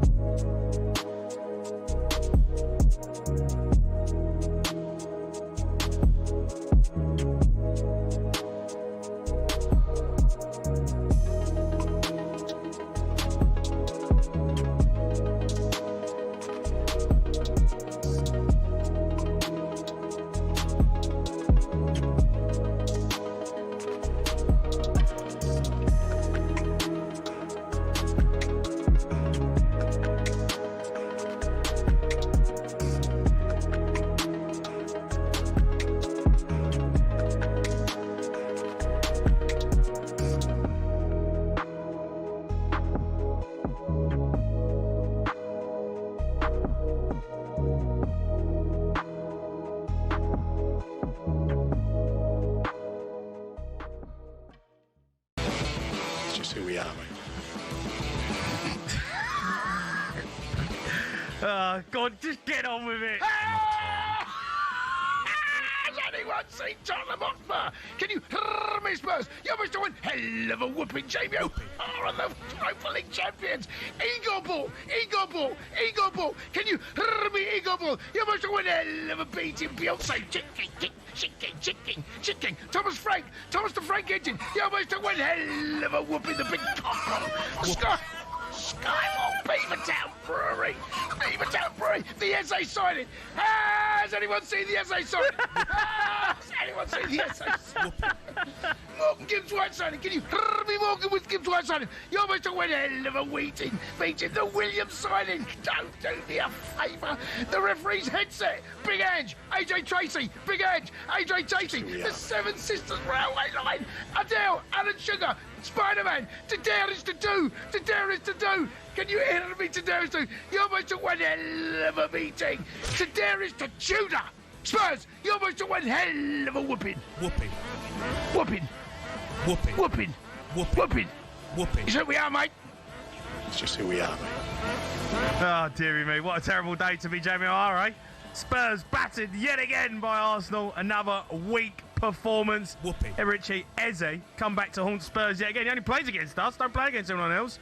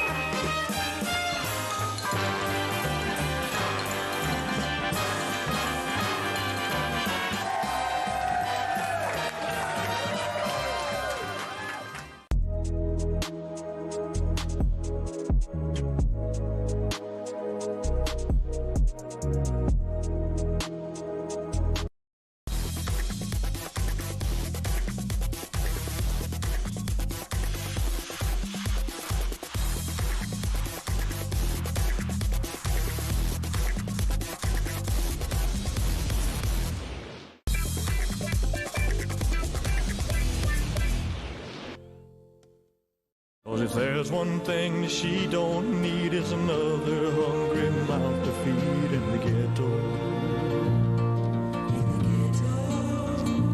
People, don't you understand? Your child needs a helping hand. He'll grow to be an angry young man someday. Take a look at you and me.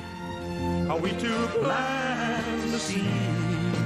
Do we simply turn our heads and look the other way? And his mum cries. Well, the world. Oh, I knew it was somewhere. The other one, he goes. Hungry little boy with the run. He knows face down the street as the cold wind blows in the ghetto. And his mum. That was it. I went early. Too early again. I went early on it, didn't I? Too early. So he starts to roam. What a song, eh? What a song. Do they make them as good as that now? I don't know. Like your wee fellas at home, you know, what are they into? They're into Snoop? They're into they are into stuff like that. Although I took them, loved Oasis, went to see the Oasis boys, brilliant, fantastic. But yeah, they're kind of into the modern stuff, that hip, or whatever you call it. You know, is it hip? Hip? I don't know what they call it, hip hop. Is it? It's not hip hop, is it? It is. No, isn't it? And I know Oasis aren't, but I don't listen to a lot of new stuff, really, do you? What about the big fella, the oldest? He's a bit rock. He's rocky. Is he? Same as you and I, a little bit, actually. Yeah. You do tend to get influenced if you've got older brothers. And Wee Viv, what's she into? Oh, no, forget all that. Rock. Jeez. Dolly Parton and all that. Carol Carpenter. A bad disco to be in. Was she? Oh, by the way, Gloria Gaynor. Sensational.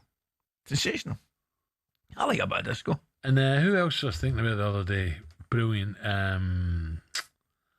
Aretha Franklin. Oh, no, she was great. The Voice of Soul. No. Oh, Donna Summer. That must bring you back to Glasgow. Donna Summer, out of this world. What is she? It's the only summer you had in Glasgow, wasn't it? Donna Summer was brilliant. she was. I heard that. You're right. She was a queen. Was she the Queen of Soul? Disco. No, the Queen of Soul was Aretha. Aretha Franklin. She was disco. What a brilliant Donna Summer. And I'll tell you, I was just thinking about it. Do you remember Jim Diamond? Yes. He had a couple of hits, Yeah, didn't he? did well. Yeah. Glasgow boy, wasn't he? Yeah. Back 70s. Was it early 70s? 82, Mid 70s? 82 was on. We were on Top of the Pops from. We were trying to get him involved in a session at the bar, but he wasn't having it. Jim, I can't believe you're trying to get Jim Diamond involved in a session. I take it he sweared you. Yeah. Good move, Jim. Yeah. I want to say Paisley. Jim Diamond from Paisley. Was he? I'm going to check that. I'll check it and let you know. I'll just check it right now. You do that link and I'll just check this. Right, 7:52. Ray Powell and I will be joining the studio on Friday by the way, that was that Top of the Pops that night. I've got Tottenham were there. England World Cup song. Tottenham were there. FA Cup and Scotland World Cup song. You had Patrice Rushen, Forget Me Not. Bananarama. What a night. What a day we had. What a day. Were Bananarama there? Yeah. They couldn't have been safe with you lot around. I can't say. But No, okay, right, fair enough. You're Jim Diamond. You're getting warm now. I'm on the Wikipedia, right? Jim Diamond, born in Brigton. Was he? Yeah. And that's why he didn't get involved. Passed. He was one of your mob. I didn't know Jim Diamond passed. He passed in 2015. Did he? Yeah. Yeah, some great songs. Absolutely some great songs. So we were there, just briefly, we were there. We were first on rehearsal, but the bar was open. So by the time 7:30 came at night, we were rotten. Rotten. Hey, bananas, over here. They must have been really impressed with you lot, the girls for Bananarama. It was brilliant, absolutely brilliant. And then the Tottenham boys were there, the England boys were there. It was chaos. That's brilliant. Absolute chaos. 1982. Love to see it. Right, let's go on with some cricket, shall we? That's how you do it, is the headline, the back of this morning's Times. Harry Brook, brilliant. Produced a century under pressure to lead England in the T20 World Cup semi-finals with a 2-wicket victory over Pakistan. It was the first time Brook had batted, first drop in his T20 international career. He played the situation perfectly as wickets fell around him. Pleased to say John is now former England captain, Mark Butcher. Butch, morning. Good morning, Butch. How are you? Morning, fellas. How are you? Good to hear. Butch, I think we're both pleased. Two jocks here, but we're both pleased for Harry. Immense talent, but he's under a lot of pressure lately. Huge amount of pressure, yeah. I mean, he's had an awful winter. What was the stuff off the field? Hasn't scored the runs that he would like either in the Ashes. And you know, he and the whole sort of management group, the hierarchy of the Indian team, is under massive pressure to deliver after the disappointment of the Ashes. So it was an extraordinary knock from him yesterday. He's touched with a bit of genius, and if you add that physical genius in terms of the way that he plays to a bit of mental capacity as well on the field and playing the situation and judging things right, then he's going to be one of the best that we've ever had. Which is amazing, mate. I watched the whole thing, to tell you the truth. I was going to have a lie down after the show yesterday, and I ended up watching the entire thing. I mean, I'm thinking myself, you couldn't make it up. England out, full salt out, first ball.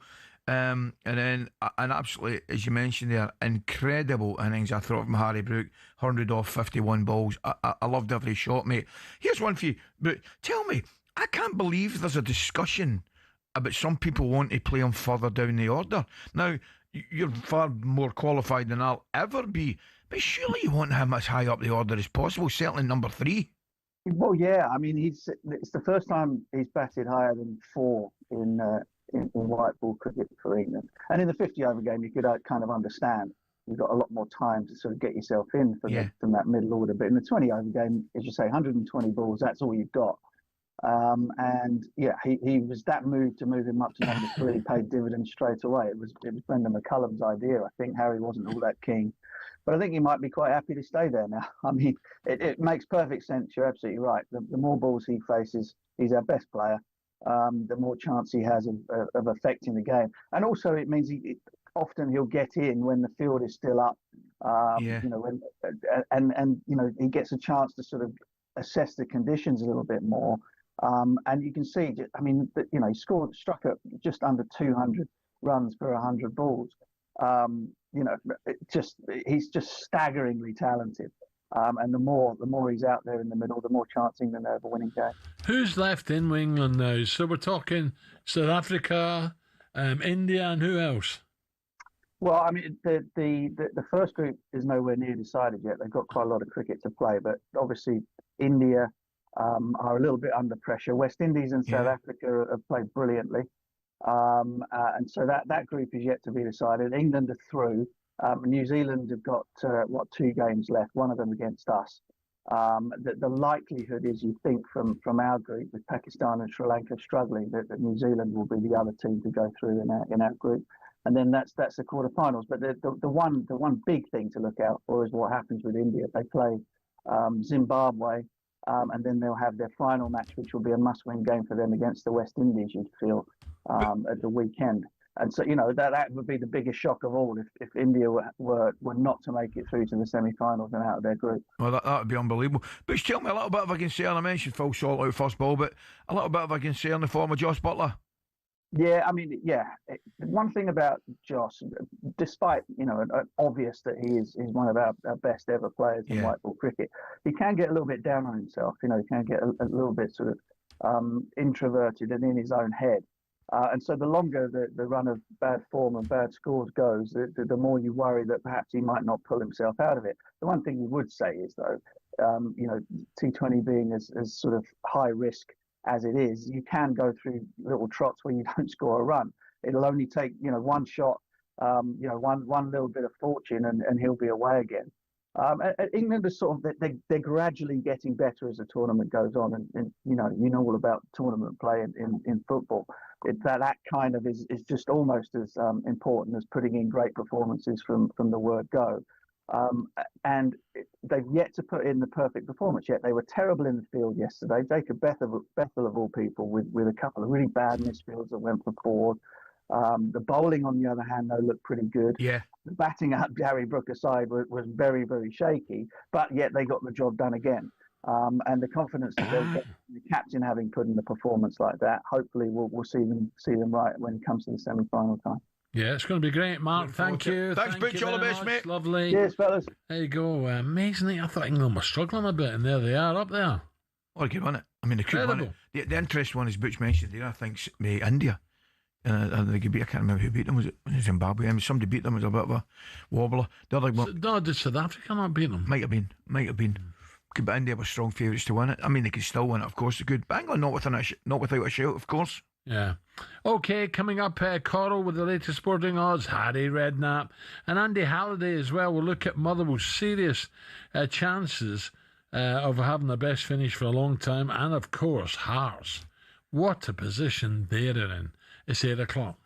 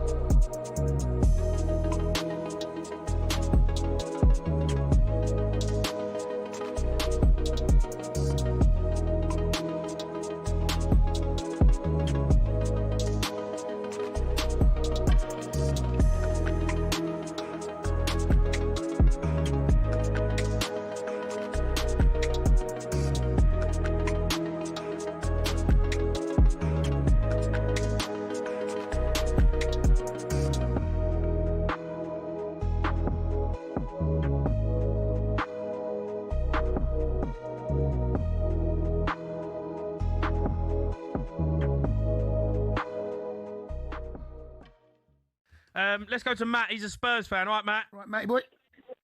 All right, mate. Yeah. Fair enough. Got to swallow it today, matey. It's one of them, I know. Well, we've had to swallow it for a while now, haven't we? But at the end of the day, none of these players are sort of like, you know, they say football's war without the bullets, and you wouldn't want any of them in the trenches, and none of them are stepping up. No. I mean, the only way I reckon you could get them to flipping actually pay attention would be hit them in the wallet. I mean, Van der Ven, I'd fine him 2 weeks' wages for the way he acted on that pitch. I'd probably fine the whole team a week's wages for the way they played, apart from maybe Morani. I mean, Vicario wasn't the worst player on the pitch. Normally, he's a nightmare. He makes Bobby Mims look like Pat Jennings. Do you know what I mean? It's like... I mean, like, I was disappointed in Van der Ven. I don't look... Obviously, I've seen the videos and the context can maybe get taken out. I don't really know the exact moment in the game what he was asking him, but he was... Igor Tudor was obviously asking him to step up, and Van der Ven just kind of dismissed him, which didn't look great, I'll be honest. But yeah, but he did the same. He did the same thing to Frank, didn't he? Thomas Frank. He was like dismissing Thomas Frank. Him and the thing is, Van der Ven is too good for this team. Like, there's no getting away from it. He's way too good to be playing at this level of football. But you need him. We need him. That's the problem. Like, we need him right now. Like, I get it. Like, I get it, Van der Ven. Like, you're playing in a team that you don't deserve to be in. Like, he's way better than this. But right now. He has to swallow it. He has to swallow it, and he has to be a leader, and he has to deal with it. Like, all of them have to. And this is the problem. There's some good players in this team, but they don't. What football ground are you thinking of when someone says this? Really tough place to go. Difficult place to go. Such a tough place to go. It's a tough place to go at the moment. It was a really difficult place to go, always. But what are the toughest places to go, really? We've scoured the planet to find out. Forget a cold, wet Tuesday night in Stoke. Try playing in a blizzard 220 miles inside the Arctic Circle at the world's northernmost professional club. When Chelsea lost at Tromsø in Norway in the 97-98 Cup Winners' Cup, a massive snowstorm hit at half-time. These two boys and their brooms were absolutely no match for it.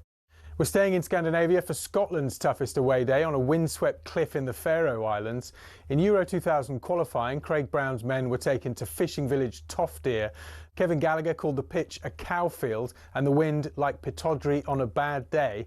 The Faroe Islands part-timers equalised in stoppage time, leading to these absolute scenes, and still one of Scotland's most embarrassing results. Daft little ground, silly game.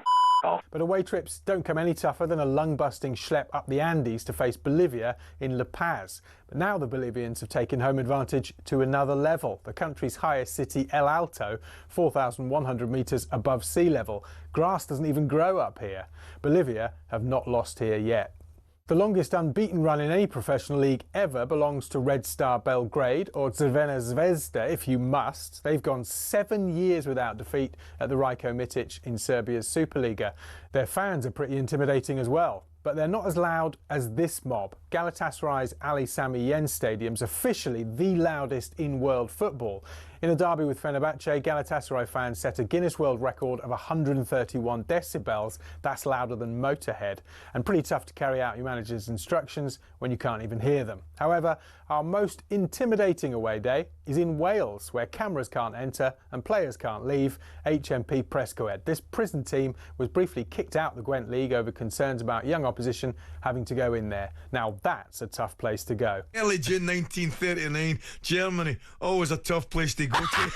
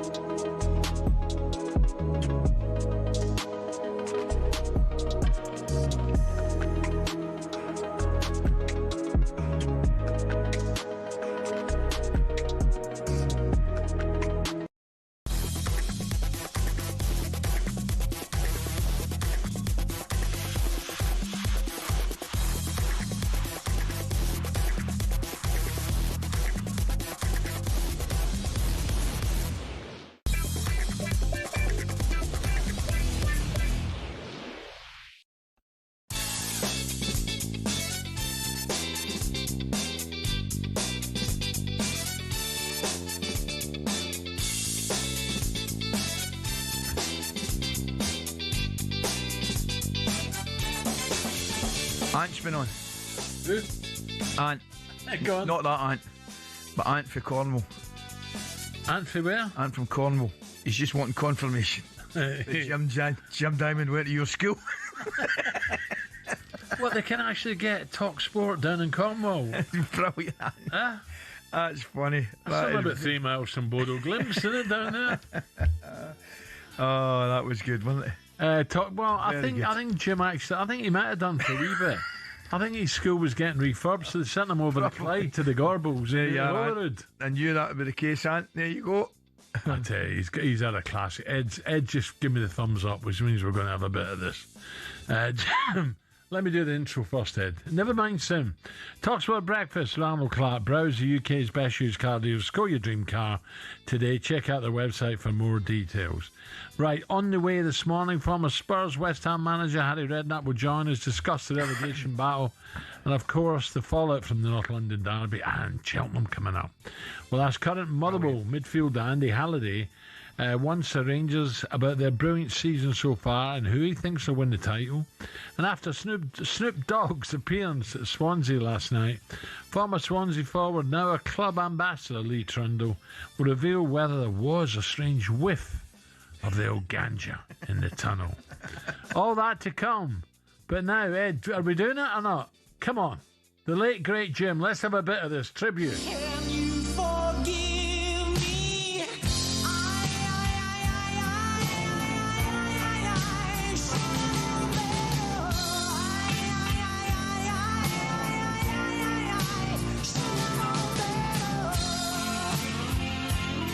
Some voice, eh?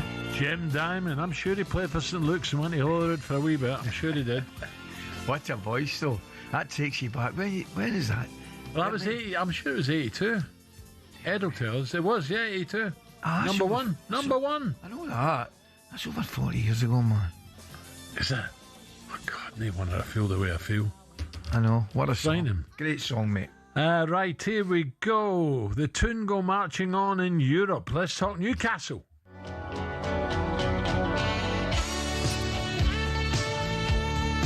Job done though for Newcastle. Newcastle 3, Karabakh 2, and Newcastle into the last 16 of the Champions League with 2 relatively comfortable performances. Eddie Howe said in the week Newcastle fans should dream high in the Champions League. Well, it's Chelsea or it's Barcelona in the last 16 next. Newcastle win, and Newcastle 3, Karabakh 2, and 9-3 on aggregate. There you go, you didn't know that, did you? I'm sure he was born in Glasgow for a very early part of his life and then moved south. Martin Offler. Incredible. And he was born in Glasgow. And Rangers and Celtic, both in dire straits. I like it. So what you did there, very clever. I think you just checked out, you didn't believe me. No, I didn't believe I just wanted confirmation. Because it says here, he went to Newcastle after Glasgow. Yeah. He's written some brilliant. He was raised in Newcastle after graduating from the University of Leeds. Yeah, Brothers in Arms album, absolutely. Oh no, Straits were brilliant, tremendous, eh? What a talent! What a talented guitar player. Do you know all the best, all the biggest, all the best have got their own unique style. Just that how they, like think of Brian May. They've just got their own unique way they play the guitar. Clapton.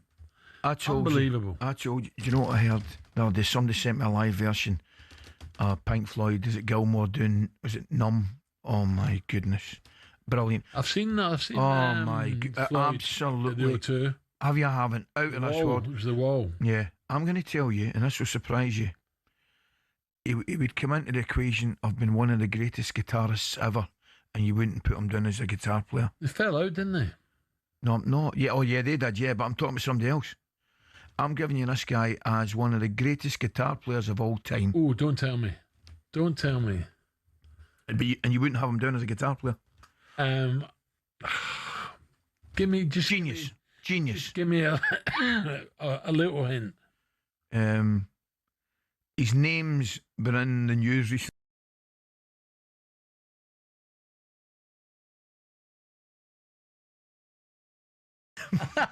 I've seen him. He could play any instrument. He was phenomenal. He could play any instrument. Absolutely phenomenal.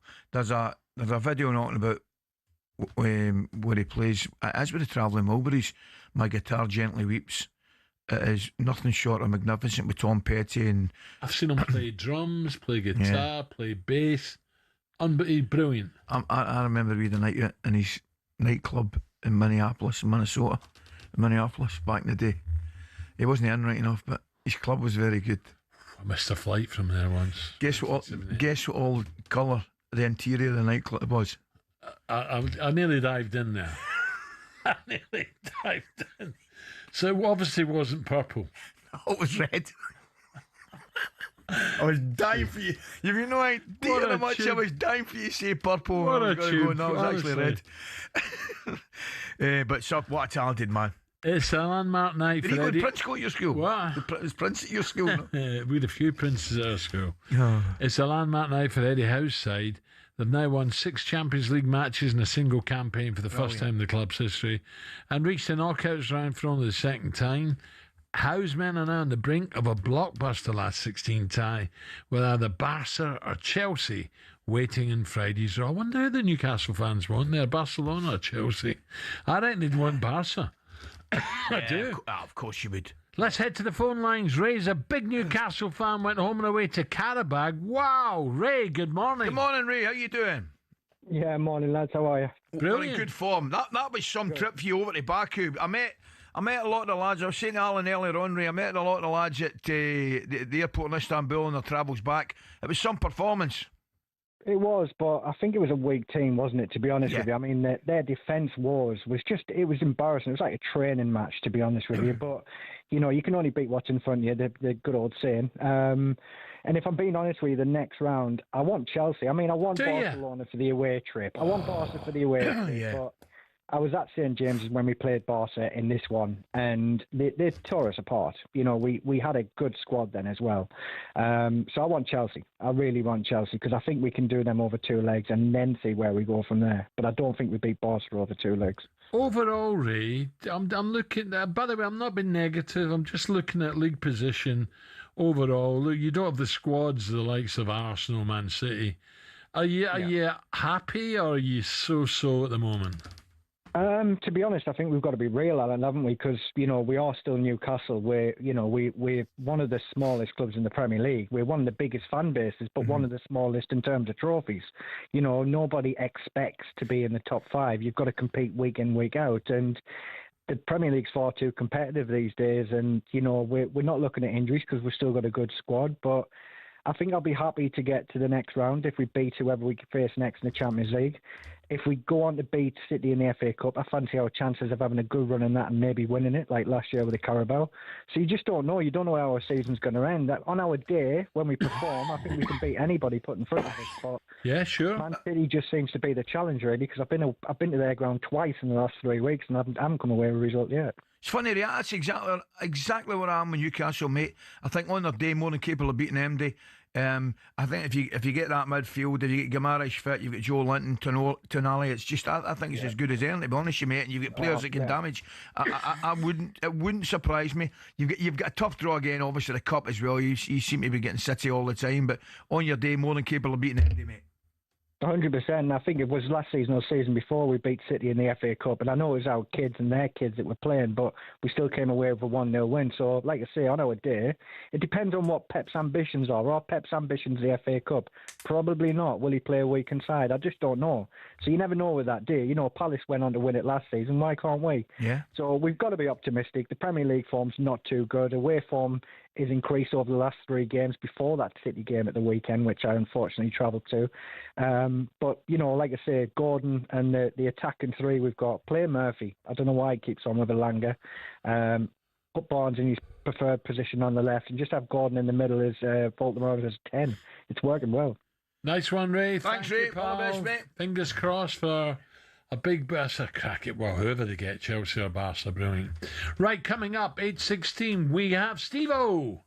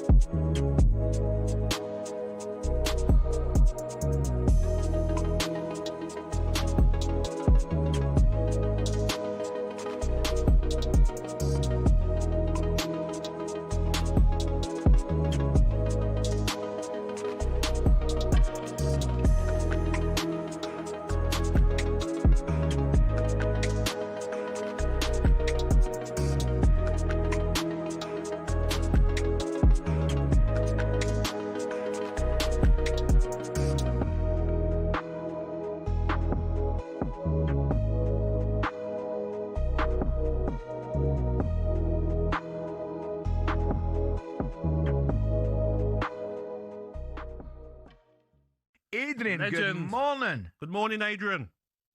Good morning, both of you. I've been listening to the show, terrific show this morning, and I don't know how I do it either. But come on, I'm nowhere near your level of mileage. I'm not sure, mate. I'm not sure. I think it's a close run thing.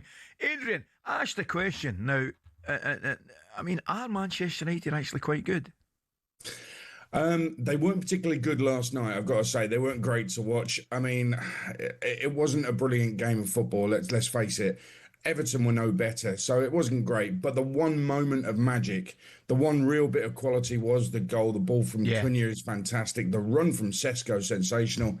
Perfectly weighted pass from Mbeumo, and the first time finish was first class. So it was a brilliant goal and just one brilliant moment. But that's all they needed. Sometimes when you're not playing well and you do that, it's fantastic. And they got the 3 points. For United, it was a bit of a throwback goal, I found. I said this last night on the show. This was, United playing on the counter, winning on the counter, scoring on the counter. And this, in certain times, in Sir Alex Ferguson's reign, that's exactly what Manchester United did. So it was a throwback. Carrick understands the DNA. So there's a lot of positivity right now. Even if they don't quite get it right, Man United, they still managed to pull it out of the fire. So, all is positive right now. Adrian, should we be shocked at what Manchester United are doing? I mean, Mbeumo, 71 million. Sesko, 67 million. Cunha, 63 million. All involved in that goal. That's what they should be doing, shouldn't they, for the money that's been spent on them?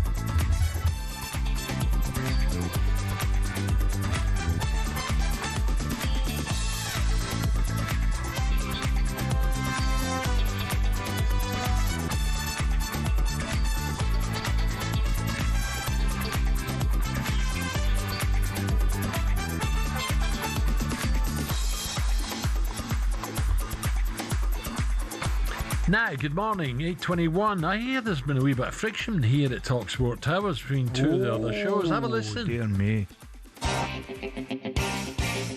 The one result, it was very interesting. The likes of Goldstein and people on these channels diving in, ridiculing when other people don't do well. That's too far. No, that's not true. It is true. That's not true. I mean, 100% that's not true. I'm not going to defend Andy My Goldstein because it's not in my interest. Or I have any Andy, play this later. And just if you want to be a good presenter and you want to go to the next level, don't take fun from other people losing their demise. Firstly, Keown, it's Mr. Goldstein to you. Arsenal just beat the worst Spurs team ever, and you're screaming about it. A few days ago, you drew with bottom place Wolves. And the so-called invincible Martin Keown, by the way, started just 3 games that season, 2 more than David Bentley, so calm down. Well, my advice to you, Martin Keown, or Keown, is if you want to be a good, decent pundit in the 10 minutes a week you have on the White and Jordan show, get yourself a sense of humour, lighten up, and apologise to me when you finish second again. Ambulance for Goldstein. Ambulance for Goldstein. Martin's another one to mess with. Yeah. Oh, no. Martin wins that one, yeah. Oh, what? One arm behind his back. Sure. Oh, guaranteed. Not happy there, was he? Guaranteed. Yeah.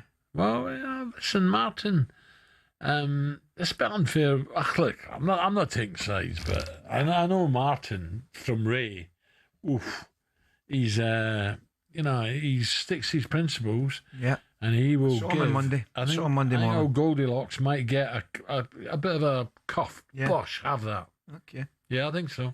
Let's get the latest sporting odds. Here it comes, Coral and Steve-O. The Coral Daily Download on talkSPORT with Coral. We're here to make this Cheltenham Festival more rewarding. 18+, gambleaware.org. And what about those Pompey chimes, Steve-O? Great result the other day. Yeah, good morning. Morning, gents. Bit of a setback last night up at Wrexham, but no real shame in losing 2-1 at Wrexham. They are flying at the moment, aren't they?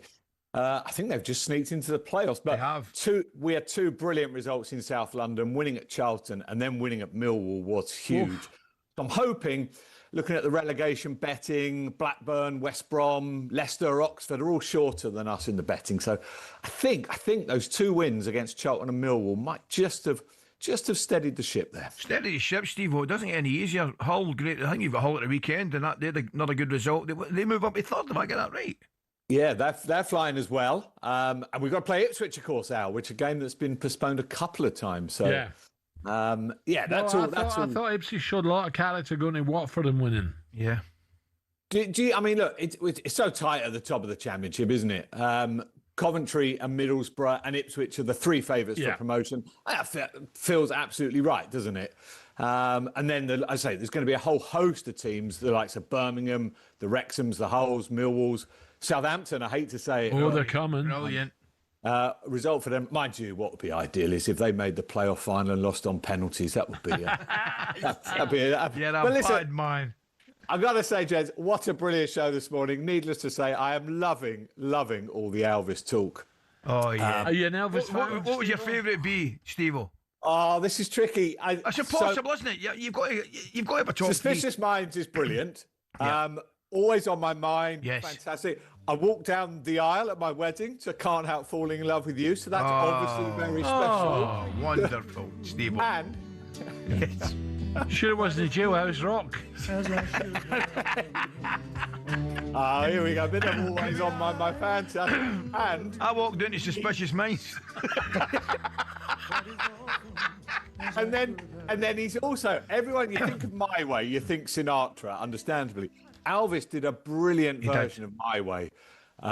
Just an absolute legend. But I did have to chuckle out when you mentioned his manager was Colonel Sanders. Well, I was getting mixed up with. I was talking about deer earlier, then chicken. It was Colonel Tom Parker, wasn't it? No, definitely, it was Colonel. Al got the rank right, but just the wrong food chain.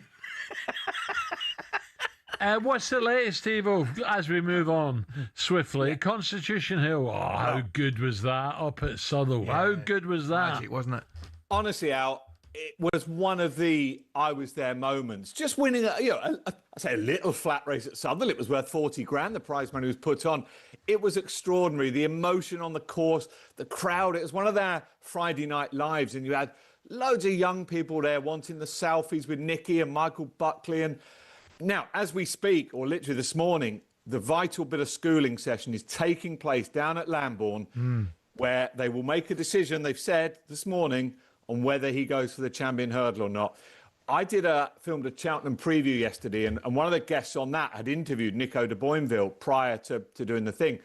And he said Nico's very much of the view that if this goes well today, they run. Where do you stand on this, Al? Do you want to see him? I'm going to be honest here. I would hate anything to happen to this horse. I know. You know, his last three, is it? He's jumping.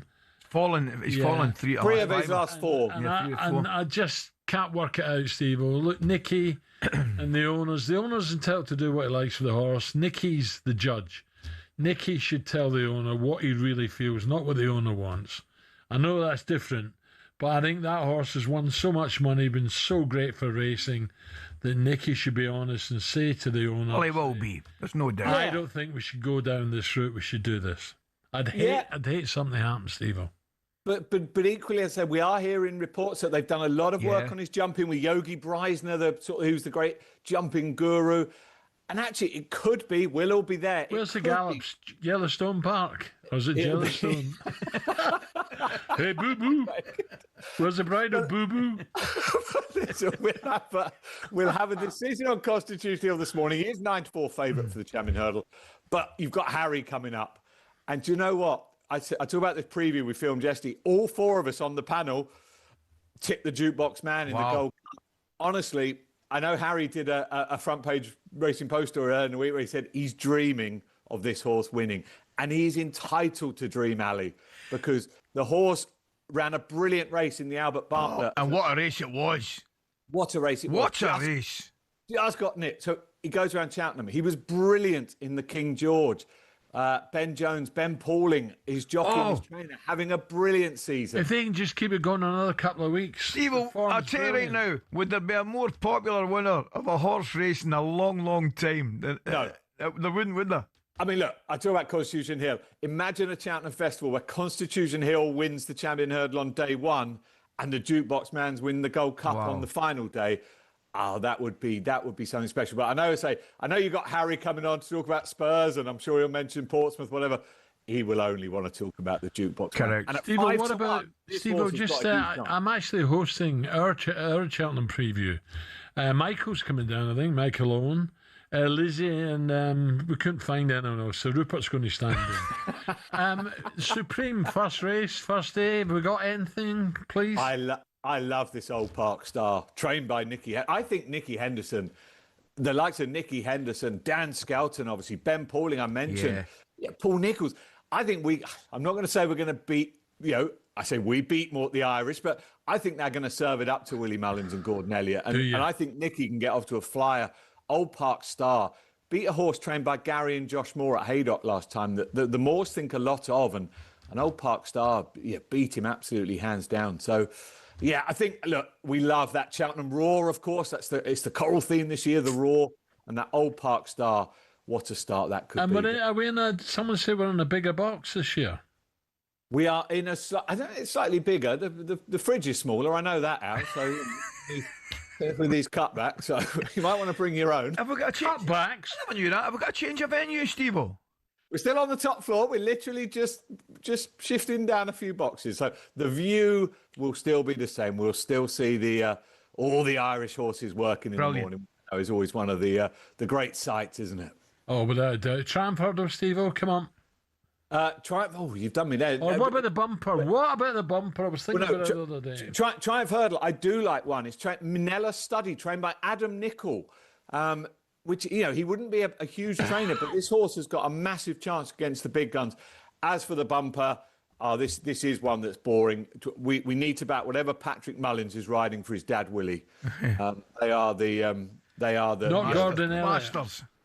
Well, look, the Irish do tend to dominate this bumper. It's got to be said. But it's 4-1 the field at the moment, so we'll sort that one out on the Wednesday. Do you know? It's 2 weeks today. It will be day 2 of the Cheltenham Festival. And then we can talk about the bumper. Steve-O, nice one. Have a great day. Great to see you, mate. All the best. Cheers, fellas. Dave Stevens there. So another Elvis fan. Some great racing, eh? Oh. I hear what you're saying, and I think everybody's of that opinion. Would it not just be brilliant to see Constitution win? But without a doubt. But I'd love to see the Jukebox Man win. So tight. Gaelic Warrior ran a cracker in Ireland. Just ran out of steam. Maybe he wasn't 100% fit. I think I was getting mixed up. Factor File won. I backed it steady. It's wide open. Wide open. We'll see what Harry thinks. That was a look at the latest odds with Coral, 18+, gambleware.org. Harry Redknapp coming up in a tick. The Coral Daily Download on talkSPORT with Coral. We're here to make this Cheltenham Festival more rewarding. 18+, gambleware.org.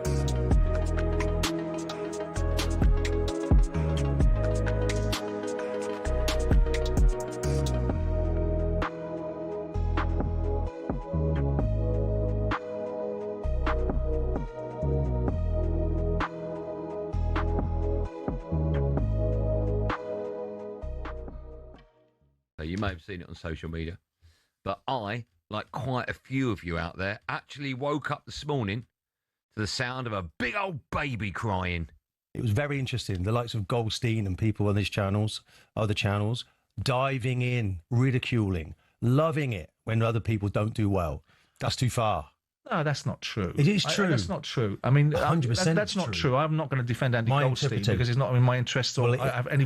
Andy, play this later. But if you want to be a good presenter and you want to go to the next level, don't take fun from other people losing their demise. I'm not sure you need to lecture people about how they conduct themselves, Martin. But the fact is that you do that. You have no objectivity. So the reasons why you catch shrapnel is because you lack objectivity.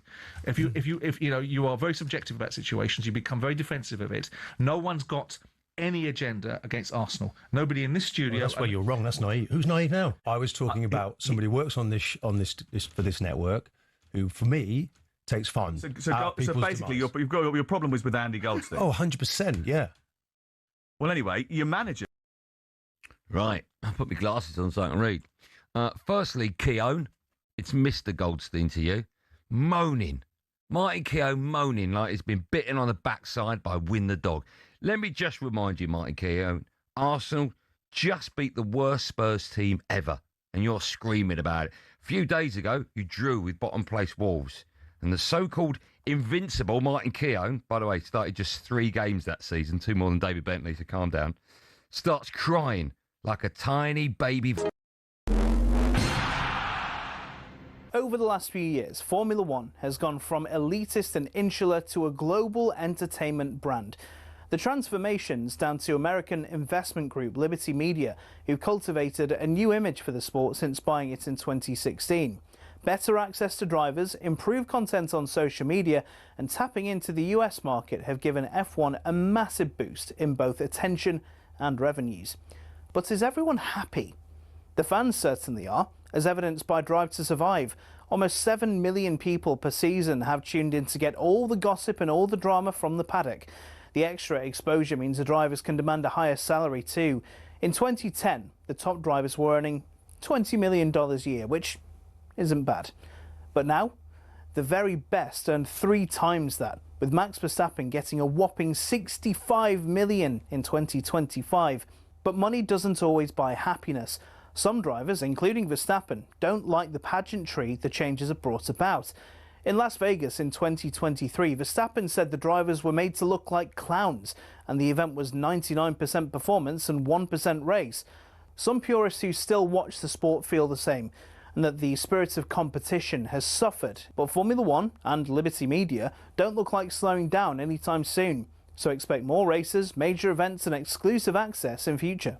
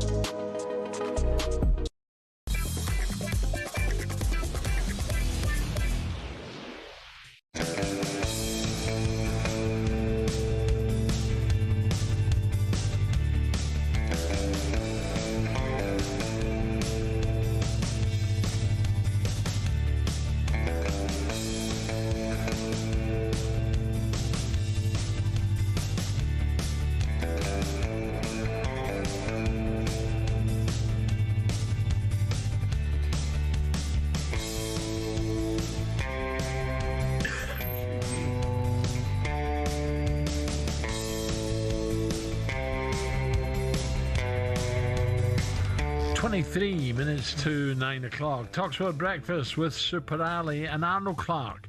With over 20,000 used cars online to choose from, they'll have the car for you. Right, we're chatting Spurs now as relegation is becoming a real possibility. Yep, with the club sitting in 16th and 4 points off the relegation zone. Yesterday's breakfast show, Ali and Gabby, were joined by football finance expert Kieran Maguire. He spoke about the financial impacts if relegation does happen to the club, including tickets potentially increasing in price. Spurs will argue that, you'll be getting more games. You're getting more bang for your buck in the sense that there will be 23 games in the Championship instead of 19. But I think Spurs fans will be very angry that they're already unhappy with the way that seniors have been treated by the club, in the sense that they're being moved around. You can now only get the discount for being a senior fan if you get to 67 instead of 65. So there's a lot of unhappiness amongst the fan base in terms of the prices. And if we look at the whole of the Premier League, Spurs on average charge the second highest, just behind Arsenal, in terms of what they're asking fans to pay. It works out as an average of £101 per ticket. You can't justify that in the Championship. So you're absolutely right, Gabby, that there will be repercussions. Do you know, £100 for a game, Ali? Oh, mate. I'm listen, I know it's a fantastic stadium. The atmosphere is magnificent. I get it. But what about a guy who want to take his two kids? What about a guy who want to take? No, it's impossible. Well, it's impossible. £300 netto. He's got it. 600. That's before you kick a ball. That's with no travelling. That's not your pie and your ball, your packet of crisps for the kids and whatever. You know what I mean? Right, let's discuss more with former Spurs manager, West Ham, the legendary Harry Redknapp. Harry, good morning, Harry. Good morning, Harry. How are you? Morning. Alan, Harry, good morning. Harry, we'll touch on Spurs. There's not a lot we can say. It's just going from bad to worse, and you're torn here because West Ham are trying to get out of it. Tottenham have been dragged into it. Absolutely. I mean, there's three runners, Alan, aren't there? Really, you look at it looks like three runners, not Forest, obviously. And that's if Burnley go. You know, Burnley are still having a go, but it's going to be tough for them. But you know, Wolves, unfortunately, they're gone. But that other spot is wide open. Certainly, Tottenham, West Ham are very much involved, and Notts Forest look like the one team that that could save them. But Harry, I was going to say in terms of form and passion and having a go, Forest are way above West Ham and Spurs at the moment. Yeah, well, West Ham's had a little run out. They showed a bit of form, and so they're having a go. They're certainly having a go, but it's going to be tight. That's for sure. I mean, Palace have picked up a couple of results. Scraped a couple of results. You know, I thought they were in free fall, and when the manager said he was leaving at the end of the year, that seemed to be when they suddenly took an almighty dip, and I thought they could get sucked in. But they've had a couple of results now, so I think they'll be fine. So it does look like three runners, and one of them is certainly going to go. Harry, I'm with you, mate. I've seen West Ham a couple of times recently. Comfortably beat Sunderland. Only a wonder goal from Šeško at Manchester United. What a goal that was, equaliser. And another point against Bournemouth. I don't think necessarily that's a bad result. They look as though they've got a wee bit about them. I totally agree with Big Al when he's saying about Forest. Saw them in midweek in Turkey. Excellent. I thought they were lucky not to get anything. But I'm looking at Tottenham, Harry, and out of the three of them, that's the kind of you look at the body language of the team. That's the one that I think's really struggling. Yeah, no, I agree. It's and you wonder really, Ali. They've made the decision, and the guy they brought in, really, that was a real. It wasn't a decision that anybody saw coming, was it? Really? I mean, he'd have been 1,000,000 to 1 to been the interim manager. No one ever thought of him getting the job. So he's come in. He's got a hard job to turn it round for sure. And when you're in that kind of form, it's not easy to suddenly switch it on. So they are banging trouble. There's no doubt about that. They really are. And they've got some tough games. I mean, I think they go to Fulham this week. It's never easy going to Fulham. Fulham had a good result last week away from home. They'll have a go. So they've got to really. It's going to be difficult for them. They could go for sure. Yeah, and I don't know much about Igor Tudor. I really don't, Harry. But I'm told categorically that Poch, who we thought may be coming back after the World Cup, no phone call, no nothing, no contact. No, I don't think it's as big a certainty as what everybody seems to think he is, So that could be, they may have enough, there could be people, there's going to be people around like the guy at Palace. I mean, if you were looking for a manager, I don't want to lose him at Bournemouth because he's done incredible. The fellow at Bournemouth has been fantastic. What he's achieved here, and sold 5 top players. There's got to be clubs clamouring for him. Although, as I say, the last thing Bournemouth want to do is to lose him. But he would be certainly a manager that would be high on your list if you were looking for somebody. So, yeah, maybe Poch's not such a certainty as everybody No, thought. I think you're right now. What about West Ham? Just let me give you the next 5, Harry. Liverpool away, Fulham away. So they're both difficult. City at home, Villa away, and then Wolves at home. Now, they are, you could argue and say they're 4 really hard games. The 5th one, Wolves will be down. Yeah. It could be Tools down, so that might save them, but it could be over by then. Absolutely, that is a difficult run, isn't it? I mean, it's going to go to the wire probably.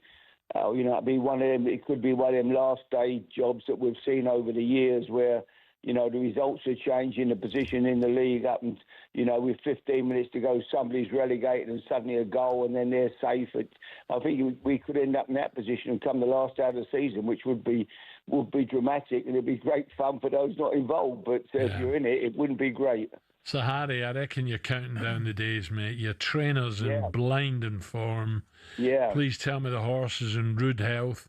What Great a few form, days mate. we're going to have. Can you enjoy it, Harry, or are you just so excited that you just can't wait for the day to come? Well, I always look forward to it, coming up and seeing you lads up in the box. Right. That's always been a highlight for me, having a half hour with you boys. And then obviously being out and relax, watch a bit of racing. Obviously 2 years ago we got a winner with Shaken My Parry. That was a great day. But now we are going for the World Cup final, aren't we? The Gold Cup. Well, it's everyone's dream, isn't it? It'd be sensational, mate. It's a dream, yeah. And I was down at the yard on Monday. I had a bit of an open day there. I mean, he couldn't be in better form. Ben is so happy with the horse. It's unbelievable. He said he's come on a bundle since Kempton, and he thinks everything will suit him. He thinks the trip will suit him. He thinks, the track will be great for him. So all systems go. We're really, really all very excited, and we go there with a chance. We go there with a realistic, real chance. So it's going to be a tough race, obviously. We all know that, but so we do go there with a chance. Yeah, what about the Irish form, Harry? Look, I backed Factor File. I thought Gaelic Warrior 2 out was cruising, just ran out of steam, but he'll probably be a little bit fitter for the big one. Is that where the danger comes from? The Irish. No, I don't know. I think that I think Sean Bowen's mount is a big danger. Oh bloody hell! The Welsh, the horses trained in Wales. What is it? It's about the 4th best in now, isn't it? Is it really? Crikey, I should know. Yeah, I'm the same, Mel. No, was it? No. He declares, is it? Yeah, something like that. Aye. Yeah. Right. Harry, I was going to say to you, mate. There are lots of dangers, not everywhere. I mean, it's a very open race. You only look at the betting. I mean, 6 to 1 the field, so it's an open race this year. Harry, what would you do? And this, I don't want to drop this in, but I've been puzzled by it, and I'm thinking, what would I do? What do you do with Constitution Hill, Harry? That was amazing at Southall. The crowd. It was, yeah. It was just sensational the way he won. Do you stick him to the flat, or do you give him one last chance? I think I'll give him another go. I think I'll go champion hurdle. Yeah. I think if he jumps round, I think he wins, I'm the same, mate. I'm the exact same, Harry. I mean, I thought watching the race on Friday was fantastic, and we all love the horse clearly. But I think what a story it would be if we go and win it, mate. I got to say to you, Harry, the race, obviously your own horse, one of the best races I've seen in years was at Kempton, the King George. What a race it was, mate. It was, yeah. He showed so much courage, Ali, to get back up. He headed twice. Jumping the last, I thought he finished his 4th. I could see the end of Nicky's horse come in as well. The other 2 had gone either side of him, gone by him. I thought, we'll probably finish 4th here, but it suddenly stuck his head down. But he showed, and they're very confident, both Bens. Ben Jones, who's in great form.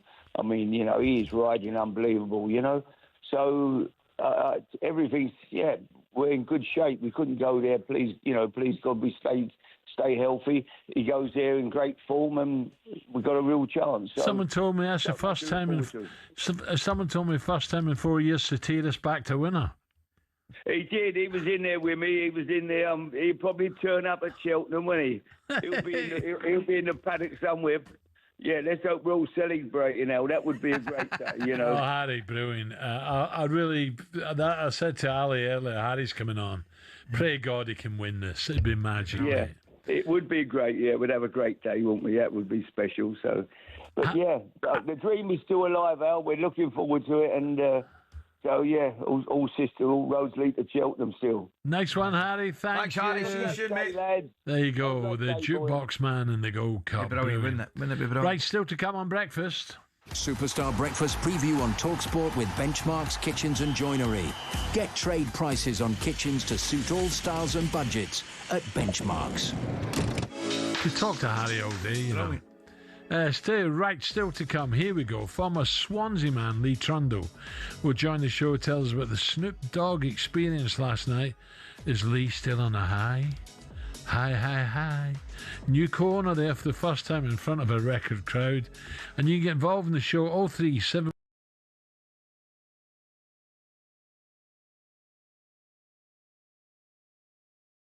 Give us a call or send us a WhatsApp voice note. Ask any question you want in Ask Ali. 03717 223344. Aloha. That was our breakfast preview with Travis Perkins Hire. Superstar Breakfast preview on talkSPORT with Travis Perkins. With 250 hire branches nationwide, it's easy to hire at Travis Perkins.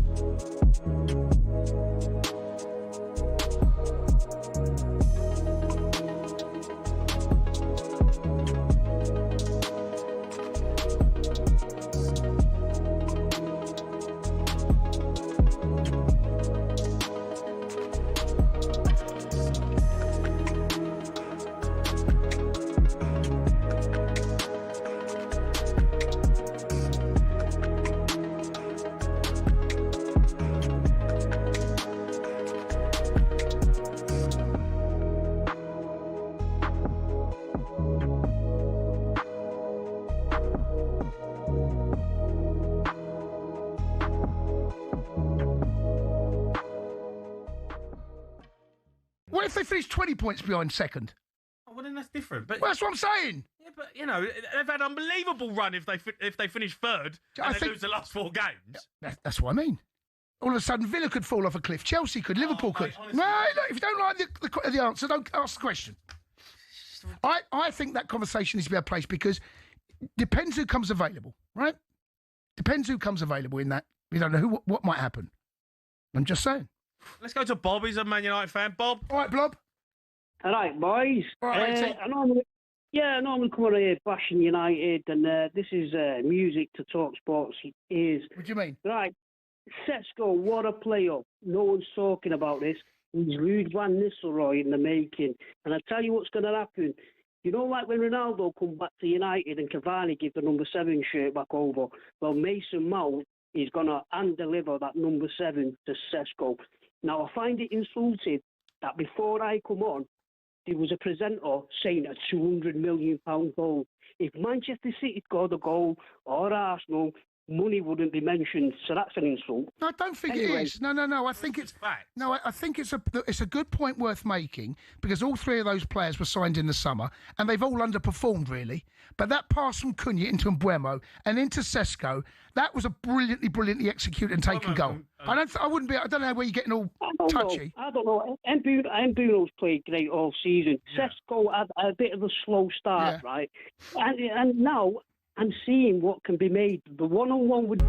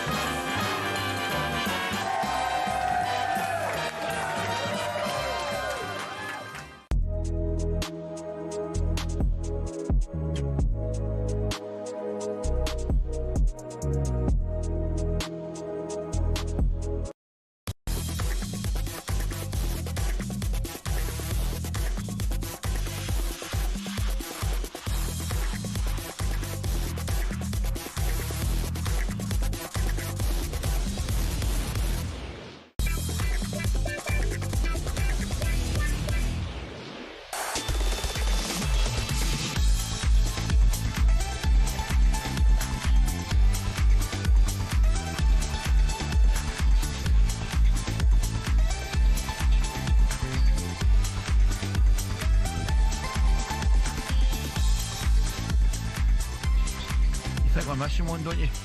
Do. We're definitely missing an Elvis classic. Love Me Tender. We did that, didn't we? Yeah. Love Me Tender. Hound Dog. Heartbreak Hotel. I like a ballad.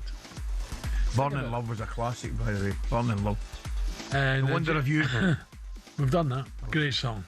Now, just 6 points separate Scotland's top three ahead of a huge Old Firm clash this Sunday. Here's talkSPORT's Paul Mitchell, who'll give us the rundown. Rangers meet Celtic on Sunday at Ibrox. It'll be Rangers' 29th fixture of the season and Celtic's 28th. Their game in hand against Aberdeen is on the 4th of March. So by then, the top three will all have 4 fixtures left to play before the Scottish Premiership splits into 2 for the last 5 games of the season. The top 6 then face each other and the bottom 6 do likewise. Hearts, Rangers and Celtic will not face each other again until after the split, so gathering as many points as possible before then is imperative. Should Hearts beat Aberdeen on Saturday ahead of the Old Firm match, then the winner, if there is to be one at Ibrox, will take pole position to track Hearts down while rendering a blow to the other side, but defeat wouldn't be fatal, just far from helpful. So, just to bring you up to speed, Hearts top, played 28, 60 points. Rangers second, played 28, 56, so 4 behind, same games. Celtic game in hand, 54, 6 points behind the Hearts. Why wouldn't Hearts go on and win it? Why wouldn't they? To give his thoughts ahead of a huge weekend for the Scottish title race, we're joined by a man who helped Rangers back to the top flight, winning the championship a decade ago, and made over 100 appearances for the club. Its mother was midfielder Andy Halliday. Andy, very, very good morning, Andy. Andy, morning, Paul. How are you getting on? I'm good, Ali. I'm good, Alan. How are you? Top forum, mate. I think the two of us are, even before we went on air this morning at 6, we're looking at that table thinking Hearts can do this. They could do this. Would you reckon, Andy? Make that 3 years, Alan. It's that's been 21 weeks now that Hearts are at the top of the table, so it's no flash in the pan. They've been there through consistency all season long. And I think just naturally over time, people have been writing them off, saying, Hearts will fall away. They then lose the game at Ibrox a couple of weeks ago, and people think that's that. It was an outstanding game. It's been a brilliant season, to be honest with you. And the fact of the matter is, it's only going to get better because, like you says, how tight it is at that top of the table. It's so exciting. Andy, tell me, mate, and you'll be better qualified than anybody to talk about it. They probably won't win it, but I've been saying to Big Al for the best part of a month, mate, and tell me I'm wrong, that Mother will have actually... Hearts and at the top of the league's a story, and obviously they could win the title. But I think Motherwell have been playing the best football maybe for the past 5, 6 weeks certainly, and I think they'll have a massive say because they've got to play. I think they've got to play Hearts and Celtic before the split, and then obviously after the split, they're playing some football, mate. Yeah, incredible, Ali. And you know what? Just like yourselves, obviously a huge football fan, huge fan of Scottish football. And for me, I've not seen a team other than maybe Angie Celtic play the type of football that Motherwell are at the moment, just controlling games. I think a lot spoke about the style on the ball and how good they are in possession. I think the team's sitting with a 27 positive goal difference, the highest in the league last season. Dundee United finished 4th with a -4 goal difference. Yeah. But even off the ball, I mean, in comparable to the top 5 leagues in Europe, Motherwell have the most clean sheets in Europe. 15 clean sheets. So it's the eye test, it's the data, it's the metrics, it's obviously the results. And I agree with you. I think for a long period of time now, I mean, Hearts have been incredible. Hearts' consistency levels since the get-go has been incredible. And I think if you look at the first sort of 8 games for Motherwell in the season, I think it was only 1 or 2 wins within that. But especially over the last 2-3 months, I don't think anyone can say without doubt that Motherwell's been the best football side in the country. It's amazing, man. I'm just looking at it just now. You've got the Old Firm game on Sunday. Hearts are playing Aberdeen. I think Motherwell have got Dundee United, unless I'm mistaken. And I'm just looking at, without the, in the realms of possibility, Rangers could beat Celtic. That's a possibility. And if Motherwell win, they go a point behind Celtic, which is unbelievable. It's incredible, and we've been talking about it being a 3-horse title race for a long period of time now, and how exciting that was for Scottish football because we've probably not had that since the 80s. So if Motherwell can sneak their way into making it a 4-horse title race, then I mean it's arguably the most engrossing league title in Europe at the minute, and Scotland's certainly not been that for a long period of time. Let's hope the final few games we have decent refereeing decisions. Some of the decisions. I'm so scared that we're going to have another cracker. Some of the decisions. Great game, and it's going to be spoiled by stupid decisions. They were shocking. Andy, have Hearts surprised you in the respect? Key players out, and obviously Shankland out and Devlin. The consistency that is still showing, because I thought they would miss those two key players who have been brilliant for them. I thought they would miss them more than they have. It just shows you the strength and the squad that Derek has.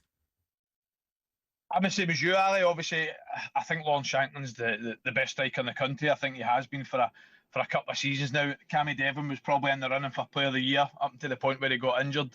And you thought, the spine of their team, Craig Halkett missed a couple of games. You thought it was going to be crucial for them in a period where they went to Paisley against St Mirren. They had the Edinburgh Derby, they had Rangers, obviously at Ibrox. And the fact they've came out of that missed result, still top of the league. And then I think all eyes were on Hearts potentially dropping points again against a very good Falkirk side. And Hearts managed to get the job done, getting 3 points, and it was Rangers and Celtics that have let slip in the title race. But I mean, a lot of credit needs to go to Derek McInnes, man. What he's done with that squad, obviously bringing in some quality players in the summer, but getting the best out of the players that Hearts already had last year, they've been unbelievable. Yeah, I agree. Listen, let's see. Good luck the weekend against Dundee United. We'll see what the Old Firm brings at Ibrox. Andy, I've asked Alan to come to the game with me on Sunday, and he's knocked me back. Does that surprise you? Oh, it surprises me if you've not given him a wee instinct, a wee pub before it, a couple of pints. I think if you give him that, he'll definitely make it. The Loudon, you want me to go in there as well with an armour suit on. You're in there, no problem, Alan. Aye. Listen, good luck to you, pal. Thanks Take for care, joining Andy. us. Thanks, good luck pal. at the weekend. Thank you. Thanks very much, guys. Have a good one. All the best. I've had a few invites to Ibrox. I'm like, what? Oh, of course, we'd look after you great, we would. Of course we would. Away you go. Of course we would. No. 100%. 100%. I used to love going watching. Very briefly, because we're 9 o'clock. But I used to, like you do, right, before we were players, go and get on that bus, that away bus. I know, man. And all the banter before it. And it's great. It was nothing to beat. Up London Road. Getting in, as soon as them gates open, I was in there. Boom. Brilliant, man. It was brilliant. Yeah. Absolutely brilliant. Some of the games at Hampden, man, dear me. Well, they were my favourites because I could walk down to Hampden. My first one at that Hampden game, I told you my first one at Hampden was when Rangers won 3-2. I was there, Tam Forsyth. 100 and big Tam. Yeah. Something like 120,000, maybe 120,000, like, gee me. Yeah, and I was there. That was brilliant. Absolutely. And then there was a 1-1 game, Rangers scored in the last minute. That's right. And then Celtic won 2-1 the replay. Yeah. Again, it was a late goal. But, oh, God. Those were I think about all the times. Well, here's one for you. I know, a great memories. Here's one for you. Be a brave man to do it, but do the loser of the Old Firm game at the weekend, are they out it? If Hearts win.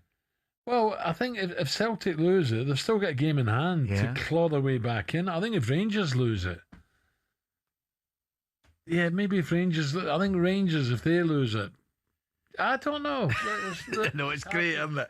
It is great. I wish them... Hearts will win. So it's all down to... Hearts will beat Aberdeen. Yeah, it's all down to... I think Motherwell will beat United. And I'll be honest with you, I'd be a liar if I said I'm really confident we'll go to Ibrox and beat you. I'd be a liar. One of them. Midfield, garbage. 2 minutes past 9.